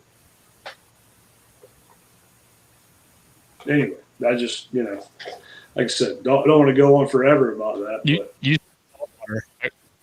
I was just going to say, same thing in the saltwater when you're fishing sardines. You look in the bait tank, you want the brightest, greenest sardine that's moving the fastest in the tank that totally stands out. That's right. I'm glad somebody else said that, because I tell that sometimes to customers that question like that about swim bait, like herring swim baits. I'm like, dude, I literally am trying to make my bait look, when I'm throwing it, be like different than any other one he's ever seen before, and just however that is, like however that's presented to them, the look, the speed, the color, like I want to show them something like we talked about early on in the episode, like that first time is everything. Like I just want him to, just see something different, something he has not seen before. We'll pull baits and rip baits on the surface and make a whole bunch of commotion with it to get their attention. Then we're engaged, then we'll start whining, I use the analogy like a dogfight. Like watching the videos of them, it looks like an old, fighter jet deal where they're moving position and then one of them gets lined up. I use that analogy with guys a lot because it's very similar. It's like it's a dance. It might only last 2 seconds in real time, but like slowing it down makes for some cool footage. But rarely, I mean, you'll see them sometimes like shark it down on a high speed. Certainly, there's a lot of times that it don't have video because it's hard to video that and get that all to line up. But like the ones that do have video, it is very interesting to see just the dynamic of how they actually go about hunting bluebacks. And I've got some footage where it's just viewing them from a distance. Like I've always found that be important too, like observing without interfering with them. We think we know about bass because we're casting at them, and we certainly do learn that way. But you learn a hell of a lot about them by watching them without, interfering, right? Yep. Interfering. I'm watching them eat herring. We're like, dude, it's just wild. I got some clips on Instagram recently, like from years back. Dude, they're just flying through the air. I mean, just pushing bluebacks up. The bluebacks are jumping 2 or 3 feet in the air, trying to get away from them, and then the bass is catching them out of midair. Like, if people think that that's crazy, of course they do it with dragonflies and other things too. But like, when they're tunnel vision on that type of bait, they're all in. That's cool. I'm gonna have to go check that out. Well, we're over 3 hours. I say we wrap this one up. This might even turn into a 2-episoder. Break this one in half. Where can we find you guys? Instagram, Facebook, Rob, your Swimbait page. Where can they find you on social media? Yeah, all the channels, all the platforms. My stuff is under Rob Jordan Fishing or Rob Jordan Fish on either Facebook, Instagram, TikTok, all that stuff. The lures are under Extreme Lure Creations with X. There is some listed up. Like I said, did a recent drop of some bass with John Cruz over there. I know some other guys did as well. But yeah, Extreme Lure Creations is the site for that. Some of those baits are available. And yeah, man, I really appreciate you guys having me on. Awesome conversation. Absolutely, really enjoyed it. Yeah, and you guys can find me, Colby Pearson Fishing. That's my handle across all platforms. Try to post every couple days or every day on Instagram. I'm on the water all the time. Do Facebook, TikTok, the whole works. I'm a professional angler. I fish the BAM Super 60 and have for a few years. Fish a lot of WAN basses. So the one place I hope you find me is at a boat ramp at a bass tournament because you guys need to support bass fishing in the West. For sure. I second that. Well, this is our first one where we actually talked about like legitimate fishing talk, getting fish to eat, all that stuff. A lot of ours has been, industry talk and what can we do to better the industry and drama in the industry. This one was a fun one. I'm glad we did this. I'm glad you kept me out of especially that. With the Swimbait deal. We got to talk about fishing. Man. I'm glad. Hey, I third that, man. Like supporting bass fishing in the West. Dude. Like I said, I've always given so much credit to so many friends from out that way. Guys that I have met, guys that I've followed and been friends with for a long time. I just haven't had a chance to meet and fish with in person. Learned so much from you guys, and I know you guys have such awesome fisheries out that way, and so much knowledge and things that myself being a perfect example of that, like applying swim baits and so many different things that I learned from guys out west.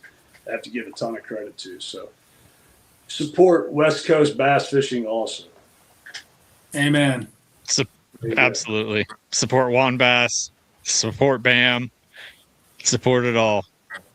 That's right. We need more numbers. We're WAN bass is doing pretty good, but other than that, like the club deal, things are dwindling from what I'm seeing. But yeah, guys got to show up to Nation and Pro-Ams. That's big. These guys are giving away boats right now. You know what I mean? Yeah. Almost every Pro-Am in the West Coast right now is giving away a boat for a top prize. So they've done their part. Now, as anglers, we need to do our part and show up. And a lot of guys don't show up to a bass tournament because they maybe don't feel like they can win. They had a bad practice. Hey, I show up to a lot of tournaments where maybe I'm not on them as good as I could be, and that's okay. It's about showing up and being there, supporting fishing long term. If we only showed up to the tournaments we thought for sure we were going to win without a shadow of a doubt, there'd probably be like 2 boats per event. So chill out and just show up, go have a good time, hang out with a co-angler, and weigh in some fish. Exactly. I agree. Good All right. stuff. On that note, you had one more thing, Rob? No, I said good stuff, man. I'm not going to keep going. Yeah, I support it all the way, dude. All right. Well, I'm going to click the button. Thank you both for coming on. Thanks, guys. Thanks It's a lot. awesome. It's a great time. Yep. We'll see you guys next time. Sounds good. Peace. Appreciate it.